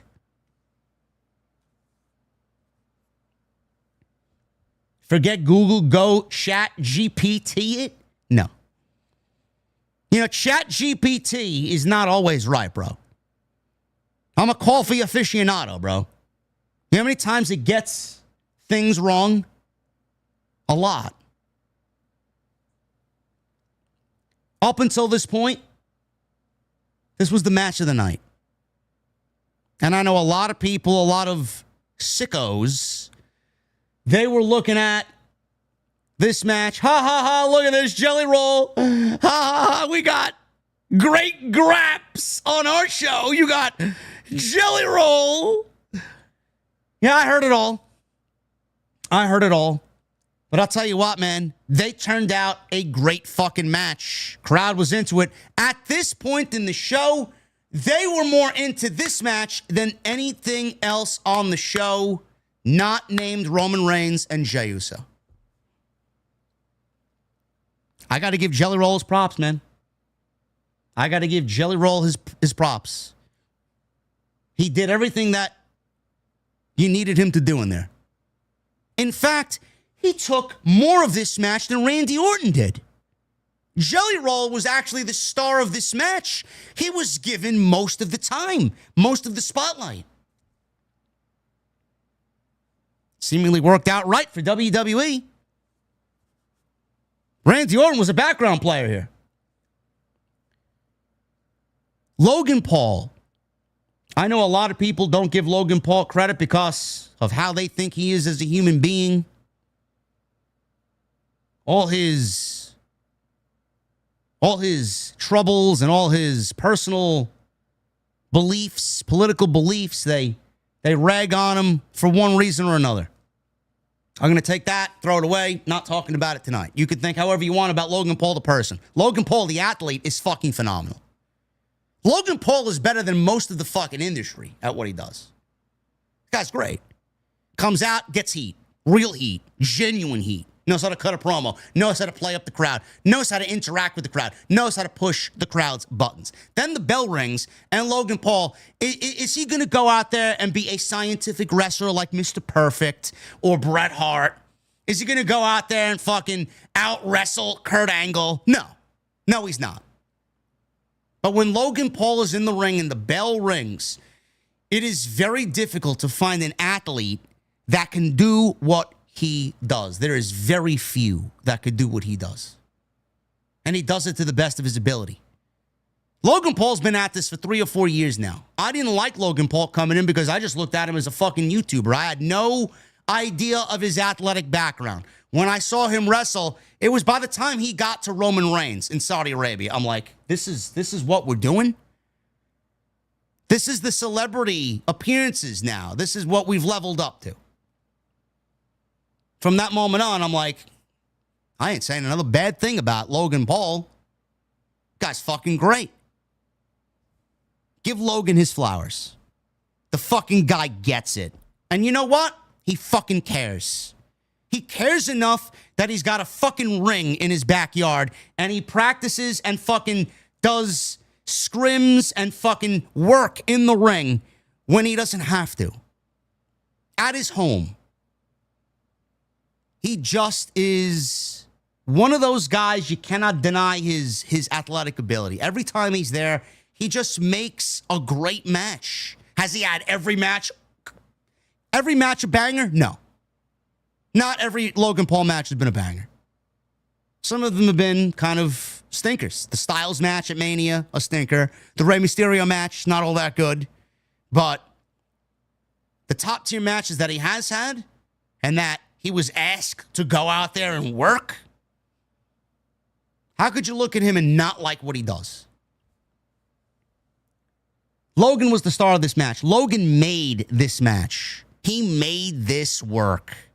McIntyre and Randy Orton, they were like fucking, they were like, you know, you got your two controllers and one player, second player. McIntyre and Orton were definitely second players here.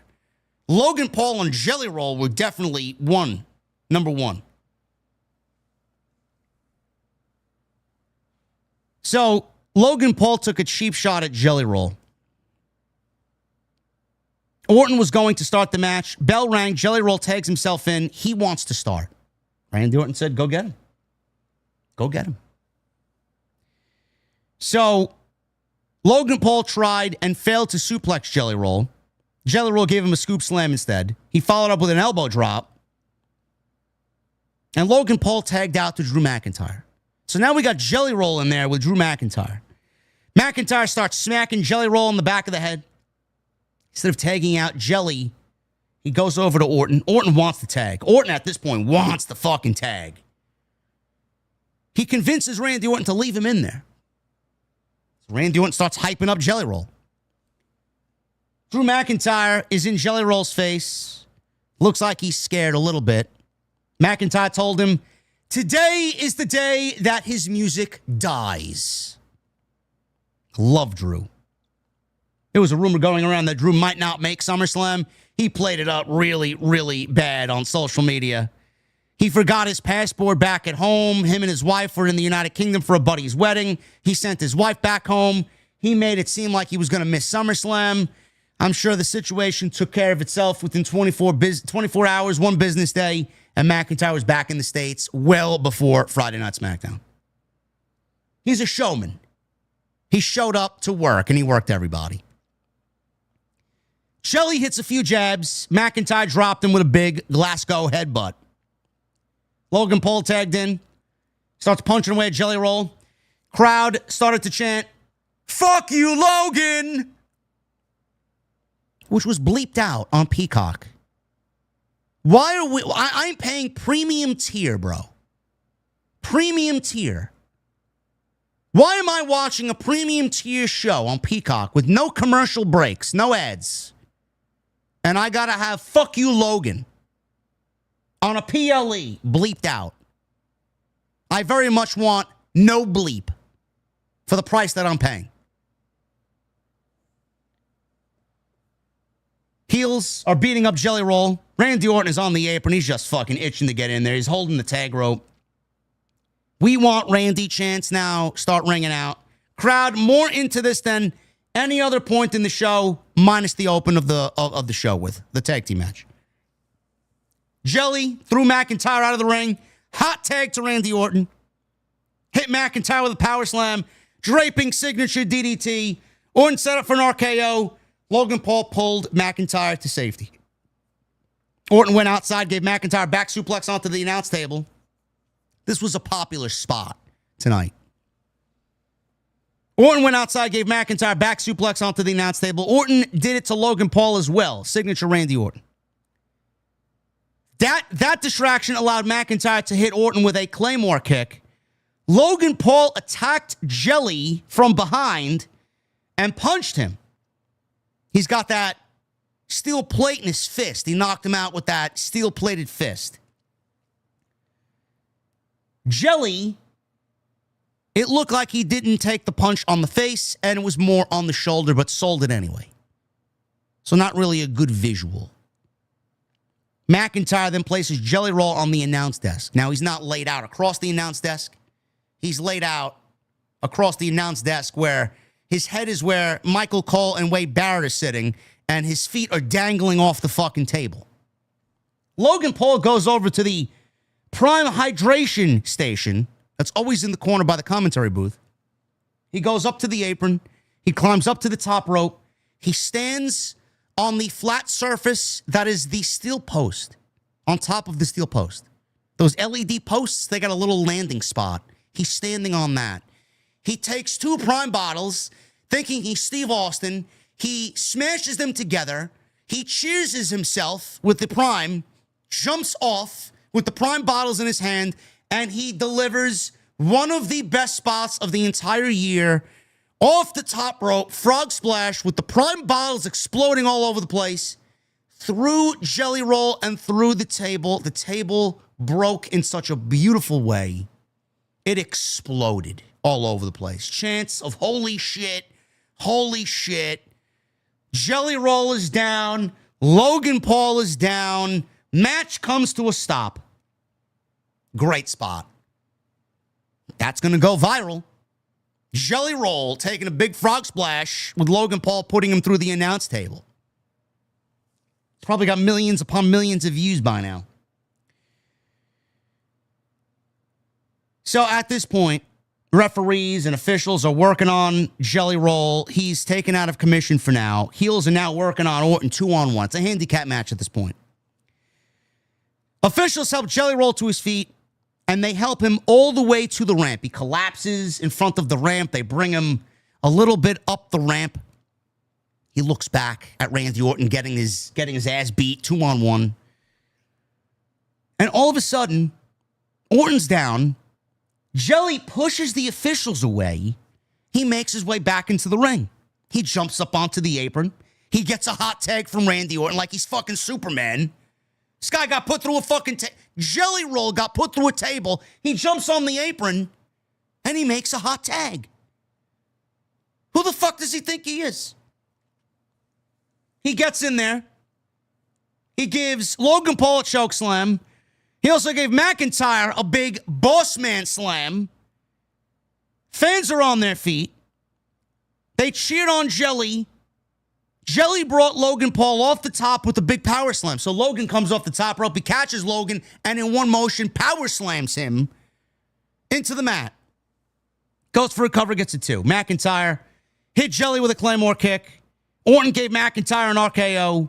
Logan Paul threw Randy Orton into the ring post. He goes up top. He hits Jelly with a big frog splash. 1, 2, 3, and Logan Paul pins Jelly Roll to win this match for him and Drew McIntyre. I thought this was the best match of the fucking night up until this point. This was good stuff. I was very sports entertained, man. Very sports entertained. A lot of people didn't like the direction. A lot of people were like, who the fuck is this for? I was actually one of those people. Who the fuck is this for? Who asked for this? I think we are at a point. We need to see it happen once. Then we don't trust. And we complain about it again. And then we see it happen again. We've gotten Bad Bunny. We've gotten Logan Paul. We've gotten Logan Paul is the best out of all of them. Now we got Jelly Roll. I think we're at a point now where WWE is going to bring celebrities in, and most of the time, where it used to be one of the worst things that they could possibly ever do, and it has no business being on fucking any show, WWE has struck gold with Bad Bunny, Logan Paul, and Jelly Roll. Jelly Roll obviously being the lesser of the other two. Bad Bunny was fucking great, and Logan Paul is phenomenal. But they've all stood on their own. They did not embarrass themselves in any way whatsoever. So yeah, it might not be for you. It might not be for me. It might not be for a good chunk of the audience. But the crowd was on their feet for most of this match, whereas they were silent for everything else that came before this. Now you know why. Now you know why WWE does it. Is it something I want to see often? No. But when the situation is right and the people that they pair with these celebrities are the right guys, like Orton, Logan Paul, and McIntyre, I don't know how you think it's going to be a bad match. I'd much rather have had this than a one-on-one match with Randy Orton and Drew McIntyre that probably would have gotten the same reaction as Karrion Kross and Sami Zayn. This was a lot better. This was the right direction. The build was good. The segments that we've gotten on TV were not cringy. They were not bad. The late night on Jimmy Kimmel with all these guys was very sports entertaining. This was a home run. If you're WWE looking at this, you cannot ask for anything better than what these guys did out there. Great stuff. 17 minutes. The heels won. Logan put so much into this match. By the time it ended, I was actually surprised the babyfaces didn't win. I thought they were going to give Jelly Roll the victory here. They're going to Jolly Roll. Jelly Roll. I thought they were going to give him the victory. Logan Paul worked his ass off. In my honest opinion, after what we got, he deserved the win. Him and McIntyre deserve the win. I don't think we're done here. I think McIntyre is going to continue to feud with Orton. I think Logan Paul is going to continue to feud with Randy Orton. This was very good. Very good. Main event. Gunther, the World Heavyweight Champion. He defends his title against CM Punk. We needed something big to happen here. We needed something big to save this show. Because up until this point, you're looking at Jelly Roll and Randy Orton, Logan Paul and Drew McIntyre having the best match of the night. I don't want to sit here at the end of the night fucking giving Jelly Roll match of the night. Come on now, man. This was a fantastic main event. I don't want to reiterate too much of what I've already stated, but if you did not like this main event for what these two guys gave you, then I don't think you are a fan of professional wrestling. I don't. This was an old school, knock them out, drag them out affair, and they really fucking went deep into the old school vibe of this, man. We got old school Punk fucking selling for Gunther. I saw little Bret Hart and CM Punk, man. Bret coming back, making those big babyface comebacks, hitting all his offense, going up against the big, unbeatable, bad heel. Gunther played his role perfectly. They went over 30 minutes for this main event. They gave these guys plenty of time to tell their story and get all their shit in. This was fantastic. This is the type of main event you want closing any of your shows right here. Now, coming on in, there wasn't really much of a story. We all knew CM Punk wanted the world championship. He needs the world championship. Just like we breathe air to survive. He needs the world championship. They gave Punk a gauntlet match a couple weeks ago. We got one promo between them. Gunther left Punk speechless. Then the following week, CM Punk cuts a promo on Gunther, which was much better than his original promo. The first week, he leaves Gunther speechless, and that was it. We basically got 2 weeks of build for Gunther and Punk at SummerSlam. So coming on in, I said to myself, I don't really see CM Punk winning the championship in a feud that really hasn't been given time to develop. Like, zero. There's no story. He won a gauntlet match, and that's it. On the flip side, I didn't really see Gunther losing because he just beat Jey Uso for the championship not too long ago. So I didn't really see Punk winning the title. I didn't see Gunther losing the championship. I canceled each other out because of Rollins. And we'll get to what happened at the end of the match because obviously we saw Seth Rollins tonight. But all in all, this match was fucking great. This will go down as one of the best main event matches that WWE put on all year. It definitely reminded me of the Randy Orton-Gunther final in the King of the Ring tournament last year. They wrestled back and forth for a few minutes. Crowd was very quiet. They were settled in. They knew they were going to be settled in. It was going to be a long one. It's going to drag it out. It's going to be a journey. They wrestled back and forth for a few minutes. Gunther dropped Punk with a single chop. Single chop. At this point, I think Punk yelped. It was so bad. Gunther's chopping Punk. He gets back on offense. He targeted Gunther's left arm.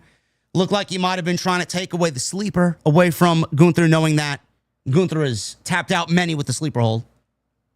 Punk goes up top. Gunther chopped his back. Chopped his leg. Punk was helpless, hanging upside down in the ropes, and Gunther hits several more chops. Gunther followed with more chops, a knee to the midsection, settles into an abdominal stretch. And now he's got CM Punk in a position that is not good. Punk countered out of the abdominal stretch and went for a GTS. A series of counters then leads to Gunther hitting a big boot, knocking Punk off of his feet. Gunther beat down Punk for a while until he began fighting back. Gunther cut him off. Gunther had a bloody mark on his chest because of the chops. They were ripping his flesh. That's how badly they sounded. There was a spot. Punk went for an atomic drop, and Gunther landed as if it was a spine buster. That's what I thought it was going to end up being, an atomic drop. It looked like it was a spine buster. That was the one sloppy part of the match. Gunther, it really didn't matter because Gunther then transitioned into a single leg crab. Punk countered that into an attempt of a sharpshooter. And Michael Cole really in on the analysis. Punk had that in his back pocket because he knows that Gunther is susceptible to tapping out. Love it. He did get a rope break, though. So the Punk is checking on Punk. At this point, I'm thinking to myself, man, Punk looks gassed. Punk is hurt. He's not hurt that he can't move, but he is so spent. If he was an energy bar in a video game, he's zero. Punk had nothing left. Punk fucking chopped the soul out of Punk at this point. So the referee gave him some time to kind of collect himself and get his breath. He fought back, hits a clothesline. Gunther did not move. Punk knocked him down with a leg lariat. He then goes for a running knee. Gunther caught him and hit a power bomb for a 2. It looked like Gunther almost dropped him on the back of his fucking head. So they trade submissions. Gunther hits more chops. Punk comes back with the Bret Hart side Russian leg sweep, running knee, follows up with the Bulldog. All Bret Hart moves. Not as pretty as Bret. The Bulldog did not look good, but all Bret Hart moves. Punk then went for the top. Gunther slammed him off of it, and he followed up with a big gargantuan splash off the top rope, connected it flush. Beautiful, goes for a 2 count. Gunther clotheslines Punk, who at this point is, if there was less of a health bar, if there was less than 0 on the health bar, that's what Punk is at. He waited for him to get to his feet, hits another one. Punk suddenly got Gunther up in a position for a GTS. Gunther slipped out of it, hits another powerbomb. Gunther hits a running drop kick, that big King Kong drop kick. Powerbomb again, and another cover and a near fall. Punk is legitimately, it's like instinct, kicking out. Just raising his shoulder because he knows he has to. Match is now slowing. He's beating down Punk even more. He goes out to the announce desk to slow things down and give Punk even more time to recuperate because he really needs it.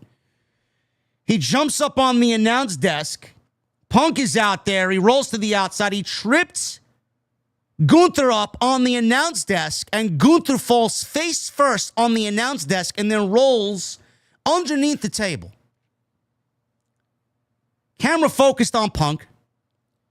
Gunther reemerged from the announce desk, and all of a sudden, his face is covered in red. So whatever happened busted him up. A lot of blood.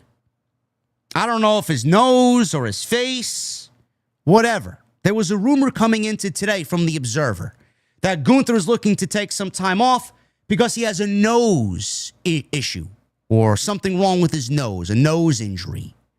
Now, I don't know how likely that is. If Gunther's taking time off, he certainly deserves it. So that got people talking today about Punk winning the world title. But he comes up bleeding. A lot of it. Gunther starts begging Punk off. Now Punk is smelling blood like a shark. Hits a clothesline. Big Macho Man diving elbow from Punk. Gunther's reeling. He went for a GTS. Gunther slipped out, applied the sleeper with a bloody face. Punk slipped out of it, gets to his feet, hits a GTS. Gunther was on his feet, dazed, leaning backwards.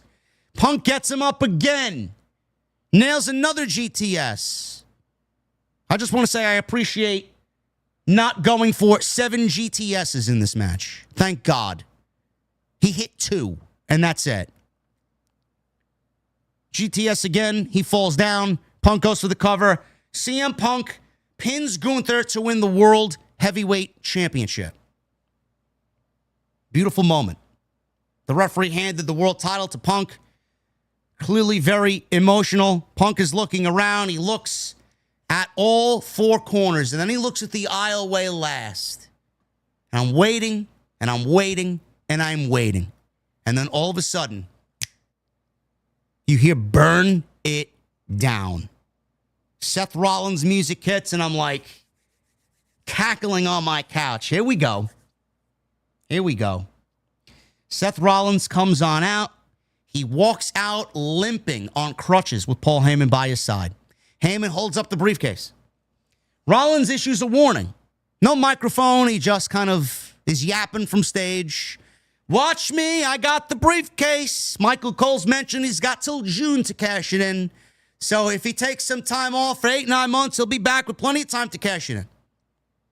Kind of letting Punk know, you got it now, but when I get back in 9 months, I'll be coming for you. He turns around and he starts limping away, leaving. All we see is his back. He stops. He stops right in front of the entranceway. He puts his arms out like he's Christ. He throws his crutches. He's miraculously healed. He removes his knee brace. He takes his jacket and his glasses off. He takes the briefcase from Paul Heyman. He power walks to the ring as a battered, bloodied, and beaten CM Punk is helpless, and there's nothing more for him to do.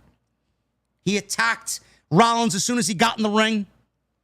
He's obviously does Rollins, got a referee. Rollins fought him off. He hits Punk repeatedly with the briefcase. Punk is done. Rollins cashed in his contract. He tried to go for a GTS. Rollins put a stop to that. He immediately knocks Punk down, hits a curb stomp, pins CM Punk. And CM Punk's dream of holding the world championship lasts 5 minutes. As Seth Rollins cashes in, CM Punk is no longer the world's heavyweight champion, and Seth Rollins wins the world heavyweight championship. Out there is Paul Heyman, Bron Breakker, and Bronson Reed as fireworks went off the air. Rollins then sits cross-legged while holding the belt across his shoulder, snickering and laughing at CM Punk. Bron Breakker's talking trash. Bronson Reed and Paul Heyman are there smiling. They fade to black. The show goes off the air, and then they come back because they're going to their post-show. Rollins walks up the aisleway, stops at top of the aisleway where he threw his crutches. A shirtless Rollins with this big Seth Rollins insignia necklace around his neck. He takes the world championship and spins the world championship like he did on that fabled night at WrestleMania, where he cashed in on Reigns and Lesnar, did the same thing here again tonight, leaving CM Punk's heart broken in New Jersey. And that's the way SummerSlam went off the air. I made the show sound better than it was in this review. All in all, this was a very middle-of-the-road show. A lot of this stuff you would see on their weekly television shows. The tag team match that opened the show was very good. Great way to start the show. A lot of people were asking, are you surprised to see Roman Reigns open the show? No, I'm not. Roman either opens the show or he closes the show. When Roman is not the champion, 9 times out of 10, he'll open the show. If he is the champion, you know he's going on last. It's just the way Roman Reigns operates. Outside that match, it took us all the way to the 5th match tonight, which was Randy and Jelly Roll versus McIntyre and Logan Paul. And that was the match of the night. Doesn't really sound like the biggest party of the summer when Jelly Roll is the match of the night. And then we got Gunther and Punk, which ended up being the match of the night. It was one of the best moments that WWE's delivered all year. I thought Rollins cash-in was better than the original, for the reasons I gave you in the beginning of the show. I'm not going to repeat myself, just go back and rewind. I thoroughly enjoyed the cash-in. Not only because I had called it for weeks, I even made a video on it. Like, nothing really is adding up here. Everything feels like it's going to lead to a cash-in. Rollins is a showman. Rollins is great. I hope that this world title run is different than his last. Rollins seems like the type of guy that thrives chasing the title. But when he's actually the champion, he doesn't seem to really have a good reign as champion. I hope that changes with this title run. I hope we get a name for the group. I hope we get more members now added to the group. I hope we now start to see and feel that takeover of Monday Night Raw with him as the World Heavyweight Champion. I hope we start to see the baby faces band together, knowing that Monday Night Raw now, with this guy as champion, with what he pulled off, is not in good hands. And he needs to be stopped. Like, we need to start feeling that threat now. We need to start getting that captivating television now that he's reached the final stage of what he set out to accomplish. SummerSlam was not a great show, for night one anyway. Night two looks so much better than night one. I don't know what WWE's got planned for tomorrow. We got some banger matches tomorrow. Lyra and Becky. We got the steel cage match. We got the ladder match for the tag team titles. We got Cody and Cena. We got some banger matches tomorrow. AJ Styles and Dominic Mysterio. I don't know if... Everybody seems to think Cody's turning heel. I don't think Cody's turning heel. I don't. I honestly think what you got tonight is the biggest moment of the entire weekend. I said this on Friday. I said this last night. Rollins cashing in is going to be your shock moment of the weekend. If Cody turns heel, nobody's going to be talking about Rollins cashing. I don't see that happening yet. I think we go off the air. It's going to be more akin to maybe Rock and Hogan at WrestleMania 18, where both guys get cheered and we move on with both guys respecting each other. And Cody's the new WWE champion.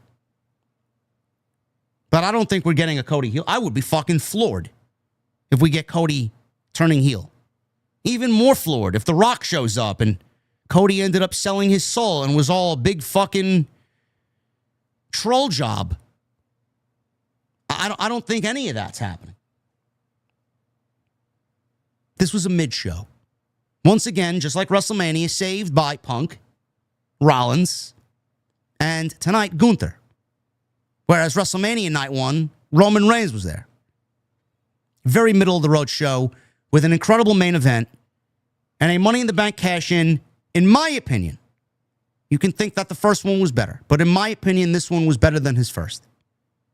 With a shock ending that the show desperately needed.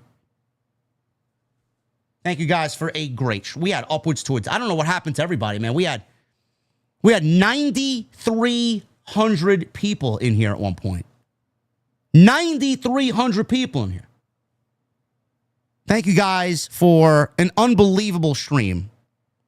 You are awesome. Again, thank you to everybody that showed up tonight and spent a little bit of your Saturday night with me. Follow me on social media at JD from NY206, Twitter, Instagram, TikTok, and Cameo. Hit that subscribe button down below. Turn on the bell for all notifications. Hit that thumbs up. Super chats are open. They will remain open. Keep them coming in. The best way to support the show. Go check out all of the other content on the channel. There's plenty of it. And leave me a comment down below. All of that helps us out in the YouTube algorithm. Tonight, this show, for the first time, is sponsored by BetterHelp. Look, we all know that wrestling is great, but sometimes the wrestling happens outside of the ring as well. It's what's going on behind the curtain and inside your own head. Whether you're trying to make sense of life's chaos or get your mindset right before the big match, mental health is part of the main event. These days, it feels like there's advice coming at you from every direction. Ice baths, meditation apps, 10-step morning routines, which I have looked at personally, thinking that something may be wrong with me. And I'm looking for alternatives to make my morning routines and my life and my day a little bit easier. A lot of it is stressful. Does it work for you? Does it actually work for you? Just like in wrestling, there's a lot of noise, man. But that's where talking to a licensed therapist can help. Someone who actually listens, someone who gives you a name and a game plan that works for your life. You don't need to be going through some massive trauma to benefit from therapy. Sometimes it's about building new habits, setting boundaries, or just having someone to help you figure out what the next step is. It's like having a great manager like Paul Heyman in your corner, someone who helps you bring the best self, the best you to the fight.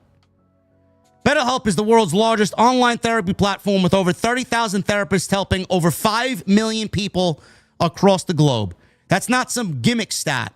They've got a 4.9 out of 5 rating from over 1.7 million reviews. That is legitimately Hall of Fame worthy. It's flexible. You can talk to someone from your phone, your tablet, or computer. No driving across town, no waiting rooms. And if it's not the right fit, you can switch therapists at any time, just like swapping tag team partners when the chemistry's off. As the largest online therapy provider in the world, BetterHelp can provide access to mental health professionals with a diverse variety of expertise. Talk it out with BetterHelp. My listeners tonight get 10% off their first month at BetterHelp.com/script. That's BetterHelp.com/script. And I want to thank them for joining the OTS family right here on Off the Script. Let's get into these super chats.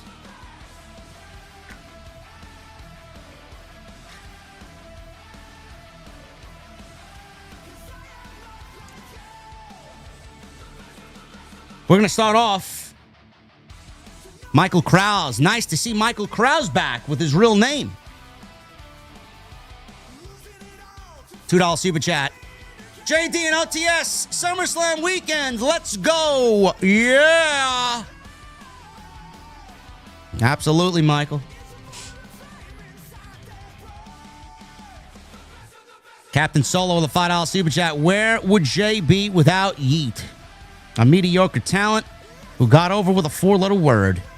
Too bad the more talented brother didn't use it first. You're not really giving the Usos credit, bro. The Usos were fucking great. Really. It just caught on. And WWE saw a money-making opportunity, man. And they're not going to turn away from a money-making opportunity like that. Boss Mo Jackson with a $4.99. I really hate Kross lost his match. He needs wins. I'm really confused as to why WWE treats him like this. The potential is there. It's not right to me. He may be on his way out, bro. What are you going to do at that point?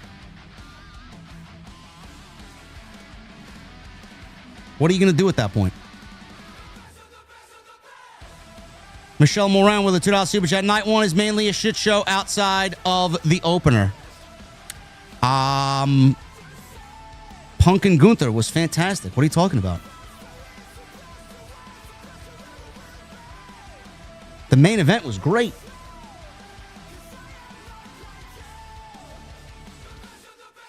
Punch McLightning, I see you, brother. Appreciate you, man. Jay with a $9.99. Absolutely abysmal show. This isn't SummerSlam. It's Saturday night's main event with less commercials. It certainly felt that way. That is a fair assessment, Jay. That is a very fair assessment.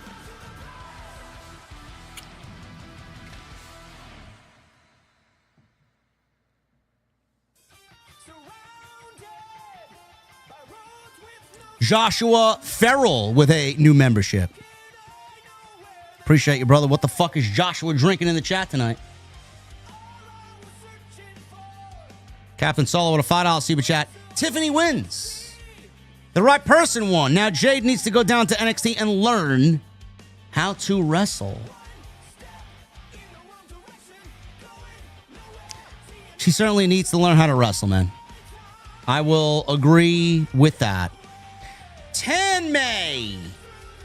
67 months for Tanmay. Love you, JD, and the OTS family. Thank you, brother. Tanmay is the longest running tenured member of the VIP club. I might have to create more badges for Tanmay alone. The Baltimore Jackson with the $4.99. I watched the first 3 episodes of WWE Unreal, and I found it very interesting. I'm curious to know your thoughts of what you watched so far. I watched episode 1, and that is it. For those asking in the chat, no, I don't think The Rock shows up tomorrow. Fuck The Rock.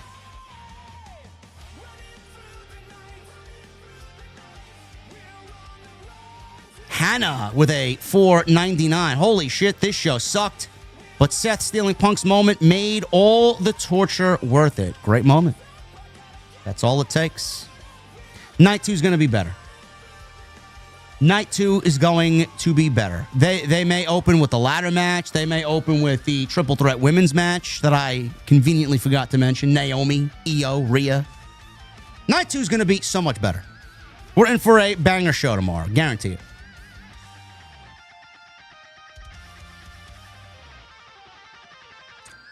Best in the world, Matt, with a $5 super chat. Seth versus Punk is going to be the literal definition of fight forever if it isn't already. Listen, man, you know, a lot of people are disgusted that Punk and Rollins are still going. I don't mind it. I don't mind it. They haven't wrestled fucking 18 times. The next time they wrestle, it'll be for the world title, which is great. And it goes to show you how selfless Punk is. I wouldn't be surprised if Punk booked himself to win the world title and have it taken away from him in 5 minutes. He will get his, he will be a world champion, and it'll be a great moment. Michelle with a 5. Match of the night was the main event. I'm glad you came to your senses at 9:30, Michelle. Damn, that pop for Seth was huge. I just hope his title defenses don't have all run-ins. Seth Punk feud is heating back up.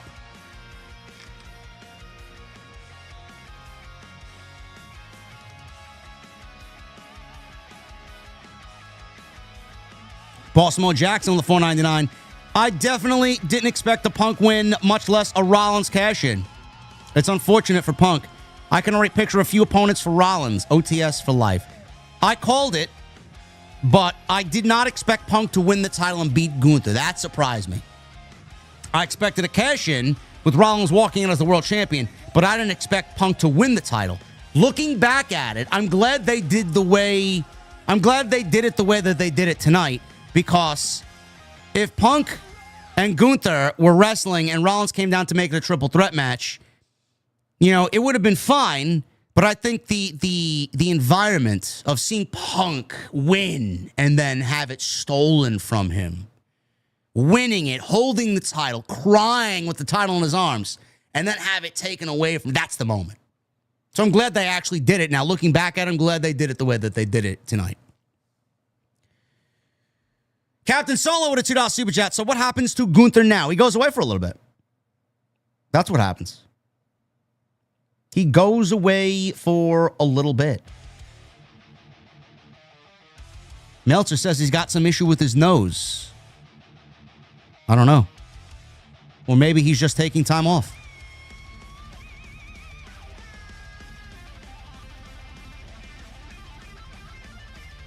Adam JD 519 with a $10 super chat. 8 out of 10 for SummerSlam Night 1. Every match other than Tiffany vs. Jade was good to great. And Tiffany vs. Jade was exactly what it needed to be. Also, props to Jelly Roll for taking the table bump. Man, you're rating this 8 out of 10, bro. I don't give this an 8 out of 10. I give it more of a, I would say a 5.5 out of 10. A lot of that's coming from Punk, Gunther, and Rollins.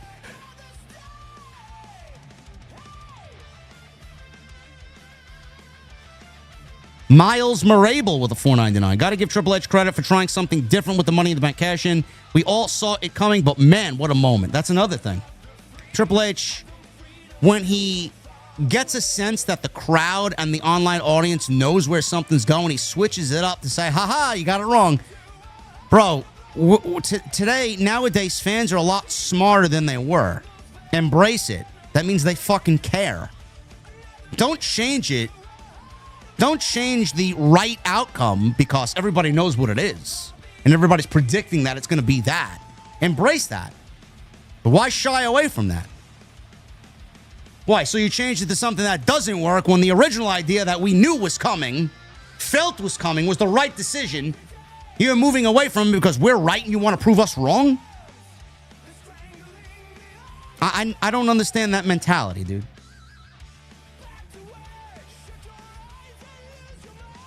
Lucas with a 199. I enjoyed SummerSlam Night 1. I'm called a shill. Can't win, bro. Fuck him. Enjoy what you like, bro. You can like whatever you want.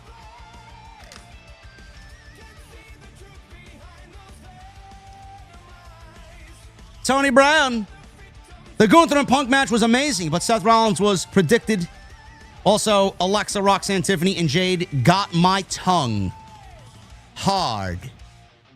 Tony, calm down, bro. Jump into one of those ice baths, bro. Adam JD 519 with a $5 super chat. The main event was very straightforward, hard-hitting, old-school wrestling with a cinematic ending, even if it was predictable. Yeah? Love it. Delrod 03 with a 1999. JD, I told you on X weeks ago that I would give you props if you were right about the Rollins situation. You called it. I hope all is well, my friend. Delrod. Appreciate you living up to your word, brother. I just love to talk about pro wrestling, man. I love to talk about the creative aspect of pro wrestling. It's what I do the most here. If I'm wrong, I'm wrong. If I'm right,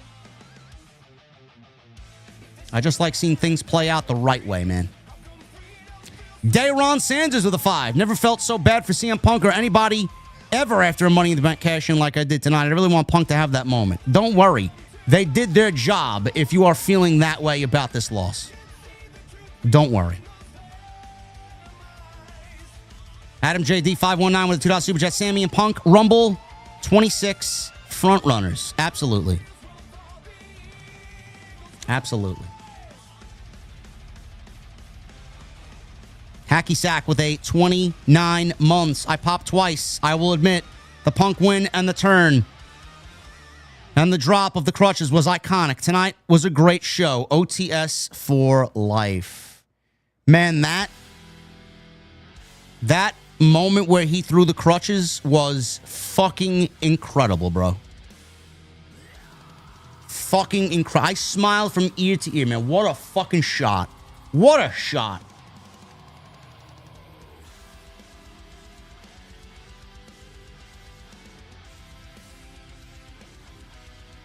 C Money with a $5 super chat. This should be called the dirt sheet era.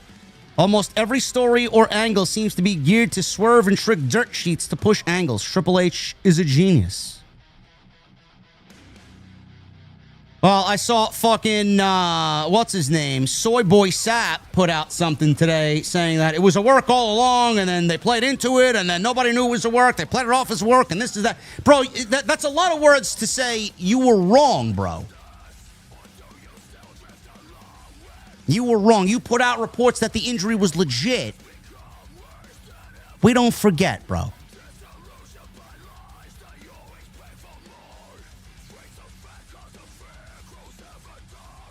$5 super chat from Captain Sella. Seth freaking Rollins deserves an Emmy and an Oscar for that injury performance. He's great. Seth Rollins is great. Love Rollins. Swerve Mufwan. $10 super chat. Ruse of the century, says Michael Cole. Yeah. My Corona with a $9.99. That Punk Gunther match shouldn't be overlooked despite a great cash-in. Masterful match by two of the best. Gunther's bloody cell at the end was beautiful. 100% agree, Corona.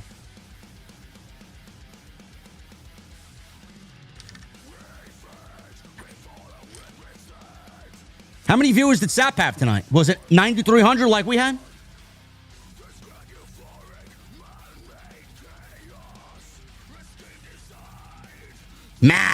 Matt Eagle with a $4.99. Stealing Punk's moment was so much more satisfying than simply inserting himself into a triple threat to pick the bones. Seth got us all good. I thought it was laid out beautifully.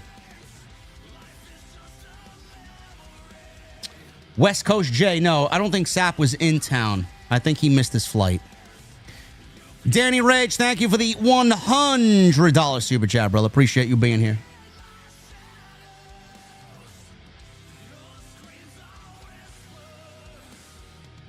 WrestleMess with the 199. 2 great cash-ins this year. Best year for Money in the Bank. Yes.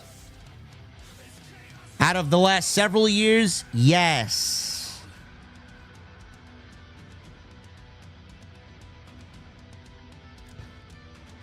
Ray Reezy with a 199. He says, as he takes his shot at comedic genius here, because Sidro's in Las Vegas. Shout out to Sidro. Nutted in my wife's eye. Now she is watching the kid.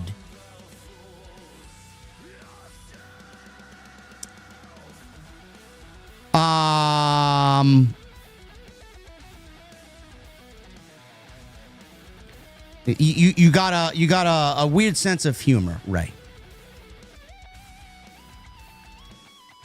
I'm assuming Andrew Dice Clay is your influence.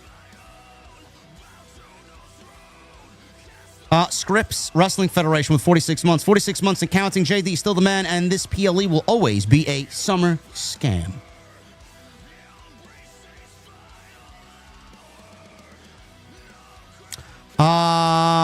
Ray Reezy again with a 199. Nutted in my wife's braces. Now my kids are behind bars. All right. I think Ray wants to be a comedian. I think Ray should give up comedy. Thank you, Ray. Rob Maletta with a $10 super chat. Come on, JD. You're usually spot on, but this cash-in was not better than the first. Everybody suspected Seth's injury was a work and thought he would cash in tonight. Nobody expected the Mania cash-in. Rob, I think that this was better for the reasons I laid out. Hopefully you listened and understood. ME3 with a $4.99. It felt like Triple H looked at the calendar and said, oh shit, we're 6 months in, and decided to push everything up. Rushed is the best way to put it.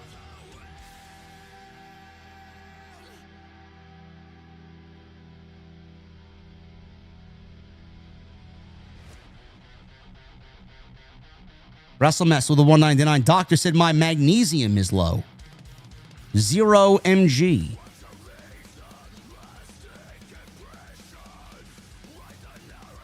Is that a joke? Or is your magnesium really low? Am I supposed to laugh at that? Am I supposed to laugh at WrestleMess? I need you to screen these, bro. You gotta tell me if they're jokes or not.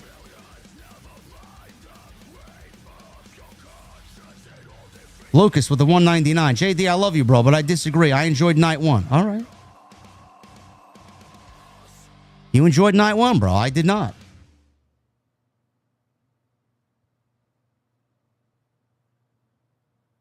I don't want to say I didn't enjoy it. I enjoyed some of it, but I thought it was a very middle of the road show.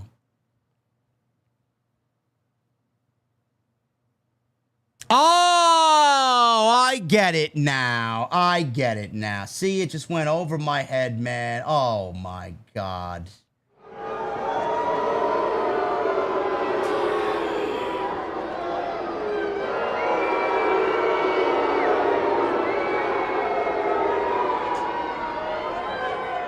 Oh, my God. I get it now. Thank you, WrestleMess. I appreciate you, bro.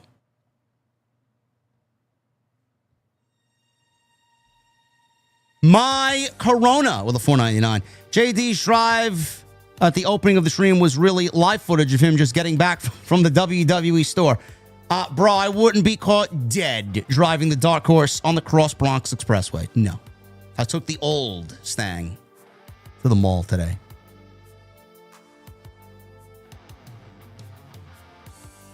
WrestleMess with a $4.99. What's the difference between a credit card and AEW Collision? Oh. Only one draws interest.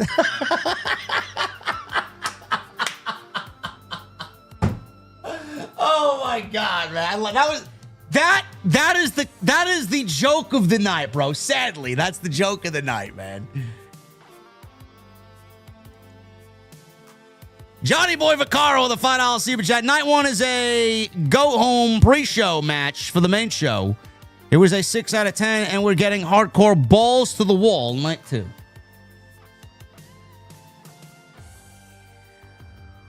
AEW is literally finished, bro.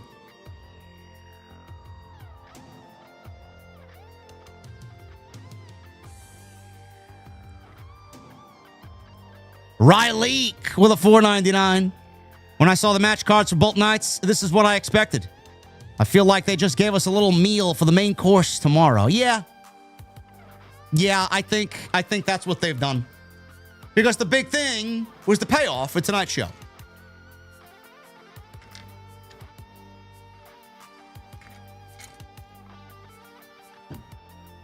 Black Wolf Inc. with the $10 super chat.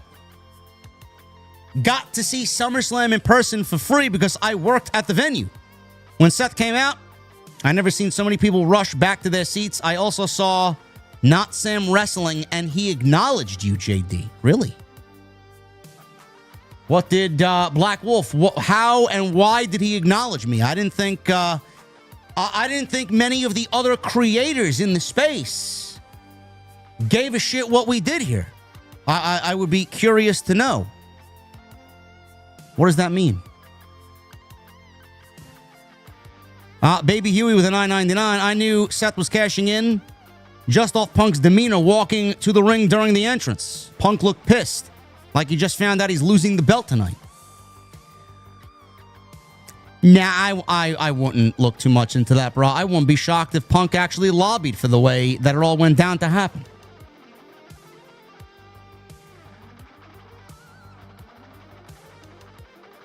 Captain Solo with a $2 super chat. Seth is this generation's heartbreak kid. Joseph Hayes with a $5 super chat. Hi, JD. Great stream. Cardi B's voice worse than Ricochet's. Good God. Ah! Yeah.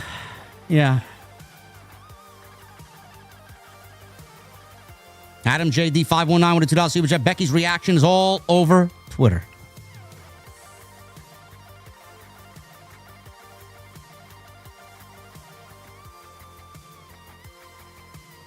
Gerald Davis with a 20. Aloha, JD. You called it. Seth's cash-in validated his visionary gimmick. Notice the belt swinging at the end. The war between he and Punk is not over by a long shot, but more importantly, you called it a year ago. Yeah? I did. That's why you guys stick with me, man. We are a no frills, no bullshit podcast, bro. Michael Caruth, thank you for the $100, brother. Captain Solo with a $5 super chat. The less we see of Cardi B, the better. I wish Triple H would stop shilling to talentless, subpar music performers. I agree.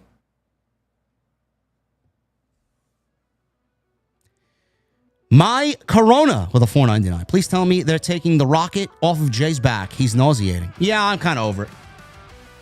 It's run its course. It's over. It's not exciting anymore. It's actually more infuriating now than anything. Johnny Boy Vaccaro with a $20 super chat. If WWE gives Jimmy goofy, shiny teeth and 4-letter words, would he surpass Jay? He's less winded in his promos. Jimmy's a better wrestler than Jay is. And Jimmy's probably a better promo than Jay is, too.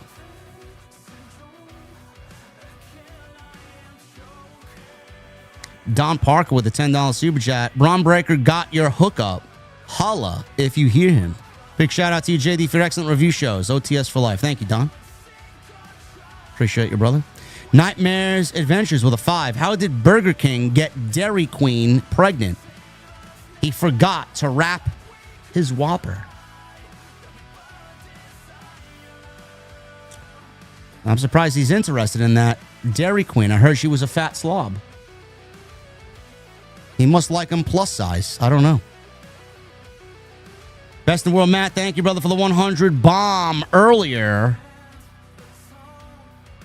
Thank you, brother. You Fluke with a $4.99. You get what you get for $14 like every PLE. Well, yeah, when it's a PLE and I'm paying for premium, I don't want my curse words bleeped out.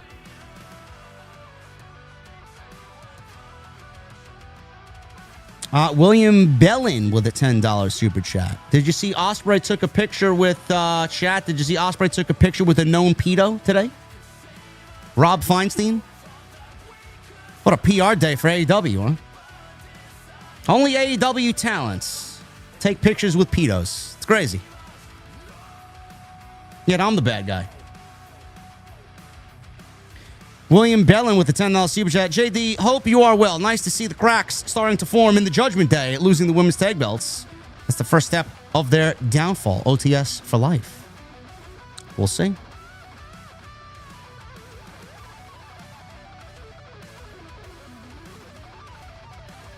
Yes. Yes. This is something that Sapp has backed up, too. He even tweeted, stop taking pictures with Rob Feinstein. Will Ospreay took a picture with Rob Feinstein, a known pedo in the wrestling community. Yeah. Yeah. I didn't tweet about it today because it was all about SummerSlam. I'll probably wait till Monday.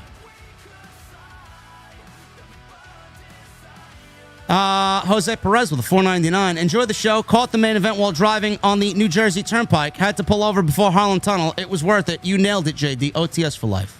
Well, hopefully you got home easier than I did, bro.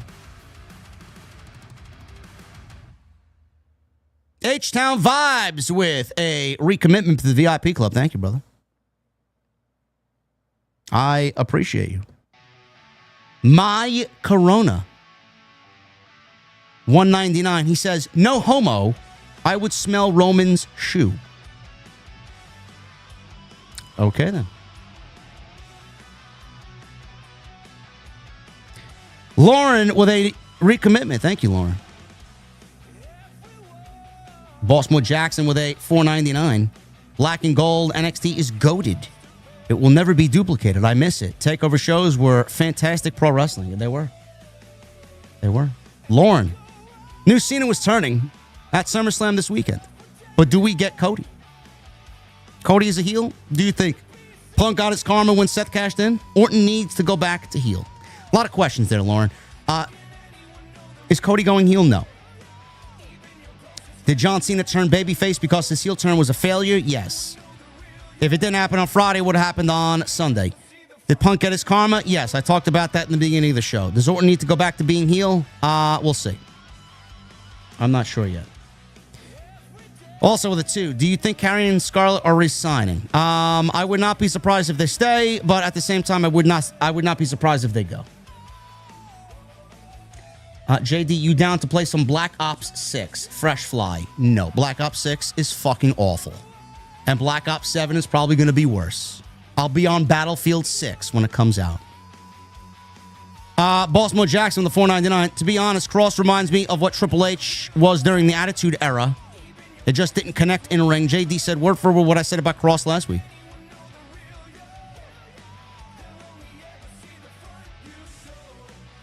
Johnny Boy with a $5 super chat. When WWE can find an infusion of Karrion Kross promo skill and Aleister Black in the ring, we will have the next Phenom. Aleister's very good at everything.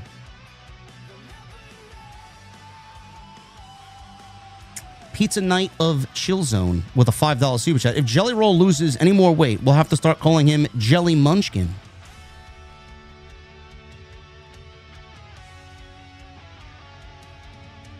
Dev Guy with a $19.99. Logan Paul was exceptional tonight. One of his best performances. Thoughts on Punk feuding with Rollins for most of his run now. Hope you have a great Saturday evening, JD. Much love. Logan's incredible. Thoughts on Punk and Rollins feuding for most of his run? I don't mind it. Rollins was one of the more outspoken guys in the entire locker room about Punk not coming back. That's what people forget. He was the most outspoken of everybody in the locker room publicly about him not coming back. So why would he not want to feud with him? Cornell Bryant with a $1.99 because they're saving Randy for tomorrow. Randy is going to do what? Turn heel? Could be. Joseph Hayes with the $2 super chat. JD, who better, Jelly Roll or Joey Janela? Listen, when Joey Janela wants to wrestle, man, I've said this once before in the past. I don't know why he was ever mad at me. When Janela actually wants to wrestle, he's not a bad wrestler. Like, the guy knows how to wrestle. I just don't know why he fucking kills himself to do all the mud show garbage when he doesn't really have to. Me and Janela squash things, man. I have no problem with Janela. And I don't think Janela has mentioned me at all, so... I reached out to him when Sabu passed away. I gave him my condolences and my thoughts and prayers, and I left it at that. True Crime Unleashed with a $5 super chat. JD, your thoughts on Taker and Shawn wanting to run it back in Saudi, which I don't want to see. Bro, that is not going to happen. Why would that ever happen?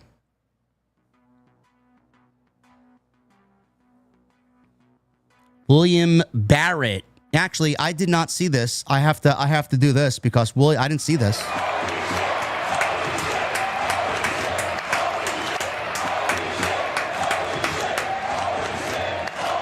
William Barrett with a $100 super chat. Brother, I did not see this. I am very sorry. We got to give you the treatment here. Seeing how we obviously had a big ending tonight and they want the first two-night SummerSlam to be remembered, what do you expect to come out of the main event of night 2 besides the obvious title change? Thoughts on a Cody heel turn and how it could be executed best? Cody's not turning heel, in my opinion. If he does, I would be floored. I like the Randy situation. Randy turning heel? Because this will be the second time that Cody has now let his guard down for someone that has done wrong. He did it with Roman. Now he's doing it with John Cena, and Randy Orton needs to take things into his own hands, man. Maybe he just... seeing them kind of buddy-buddy after everything that happened, snap. And he starts to hear those voices in his head. I don't know. Thank you, William. Appreciate that, brother. Marquez Govan with a $1.99. Jojo, fat ass, man. Love your podcast, OTS for life. Thank you, brother. Jojo is a lovely woman, beautiful woman. My Corona with a $1.99. JD recaps it like Prime Burt Sugar. Like Prime Burt Sugar talking boxing. I'm not familiar with Burt Sugar or Sugar. Baby Huey with a $9.99. Rollins' first cash-in will always be better because it saved the pathetic WrestleMania main event that nobody cared about or asked for. But if I agree with you, JD, we would both be wrong. Bro, Lesnar, that was Roman Reigns' best Lesnar match. That Lesnar and Reigns match was great. That was an awesome main event. The only reason why they had Rollins cash in there is because Vince wouldn't pin Roman, and he didn't want to pin Brock.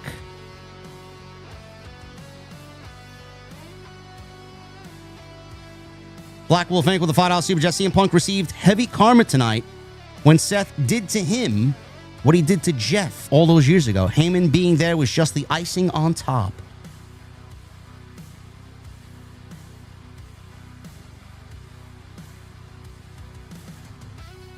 Tom Galante with a 20. No message. Tom ordered a old-fashioned and just said, you know what? Here's a tip. There you go. Thank you, brother. Lavelle with a $10 super chat. Triple H said tonight on the post show, you ain't seen nothing yet as it relates to night 2 of SummerSlam. Clearly something big will happen. What do you think it could be? Rock or Cody heel turn?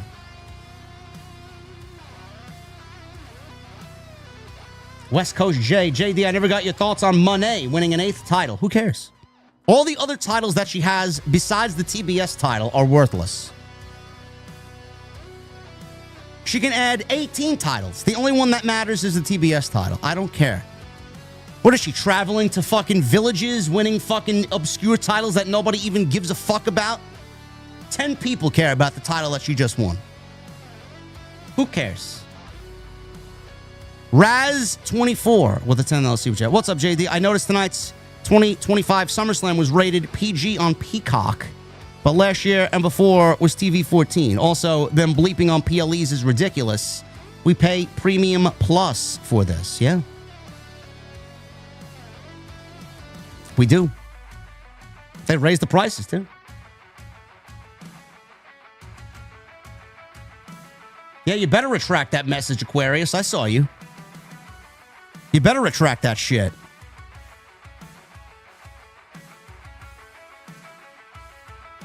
Scottsy with a 199. I can see AJ winning, and then we get Cena versus AJ. For the IC title? No. Now, Cena wants nothing to do with the IC title. Jeff with a $10 super chat. Hey, JD, cheers to the best in the IWC. It was a pleasure meeting you in line at the American Mall for the WWE store with my family. Meant everything I told you. You're getting me through tough time. I remember, bro. I appreciate you, man. You made the couple-hour trip worth it for sure. Thank you. I know the wife didn't want you to cut in line. Maybe you need to talk to her. I would have gladly taken you guys in front of me, man. Next time. I appreciate you, man. Thank you for stopping by. Appreciate you. Summer history with a $5 super chat. Shout out to Trey Souffle. 4.0 in 9th grade, starting 10th grade soon. JD, what do you think is night 1 and night 2 main event of WrestleMania 42? Well, we could be looking at Punk Rollins or Punk Rollins or Sami Rollins. And I think we go Cody Randy.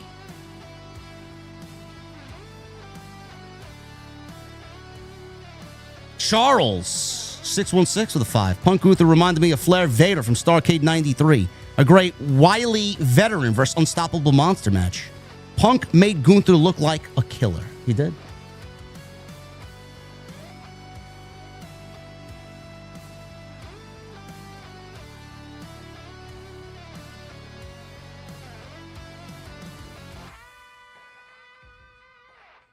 Now, Aquarius mentioned something about stop complaining about Mercedes. Who gives a shit? Does anybody care about her winning titles outside of AEW? Who cares? Jules with a $2 super chat. Why does Trips keep screwing over LA Knight? Not everybody could be pushed at the same time, bro. Cornell Bryant with a 199. Spoiler, Cody is getting written off TV tomorrow. By who? Dwayne? Don Parker, $2 super chat. Jesse smiled from ear to ear during the cash-in. Of course he did. Jesse's middle name is Petty. Toy Ain't Nice with a 7 in super chat. I'm looking forward to Extreme Rules. I mean, SummerSlam night 2. Also, did Roman get his shoes back? No. I don't think so. Also, who was champion longer, Punk or Drew? I'm going to say Punk by a little bit.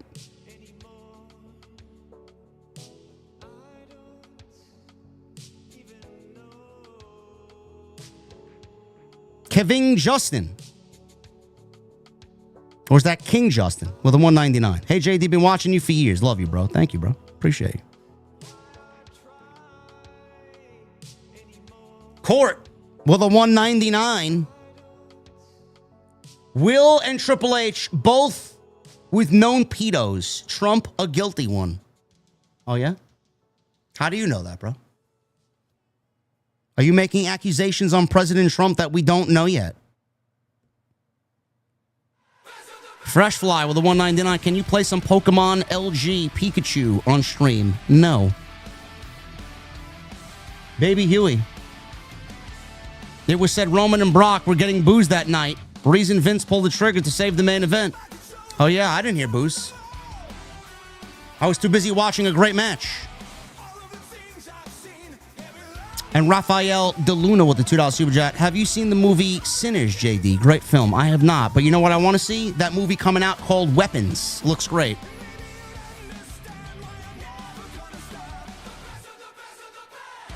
Thank you guys for a great stream, man. We had upwards towards 9,300 people in here at one point, man. I don't know what I did, but I thank you very much. You guys are fucking awesome. You guys are awesome. Killed it tonight. You guys fucking killed it tonight. You know what? We get to do it all over again tomorrow. Joe Smokey 89. Hey JD, hope you enjoy SummerSlam night 2. I want to meet and greet you guys tomorrow. I don't know, man. Maybe I'll make my way back to the mall and I'll tweet out something. Maybe if you guys are there. We're going to SummerSlam again tomorrow. We'll do something. Maybe get some lunch at Yard House. Maybe. Keep an eye on the socials. Thank you guys for a great stream, man. I appreciate you all very much. Your boy is tired. It was a long day of driving and clearly a long night of pro wrestling, man. But you know what? Who had the #1 stream in the entire community? This guy right here. This guy right here. Anyway, man, go check out the content on the channel. Go check out BetterHelp. BetterHelp.com/scripts. Make sure you guys hit that thumbs up. Leave me a comment down below and hit that subscribe button down below. And while you're at it, follow me on social media at JD from NY206. Twitter, Instagram, TikTok, and Cameo. Thank you guys for a great stream. We had 9,300 people in here tonight. Until tomorrow, we do it all over again. Why? Because we are the best of the best of the best. I'll see you guys tomorrow.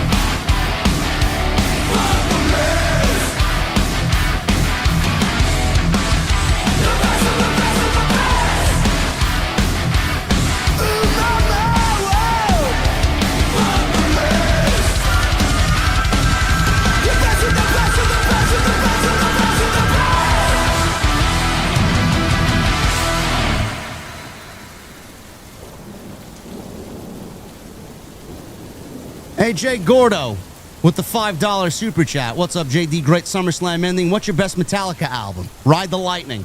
What's your best Slipknot album? The Debut and Iowa. And what the fuck am I drinking? I don't know, man. I may make myself an old-fashioned and take myself to sleep. Thank you guys for a great stream. I'll see you guys tomorrow night for night 2.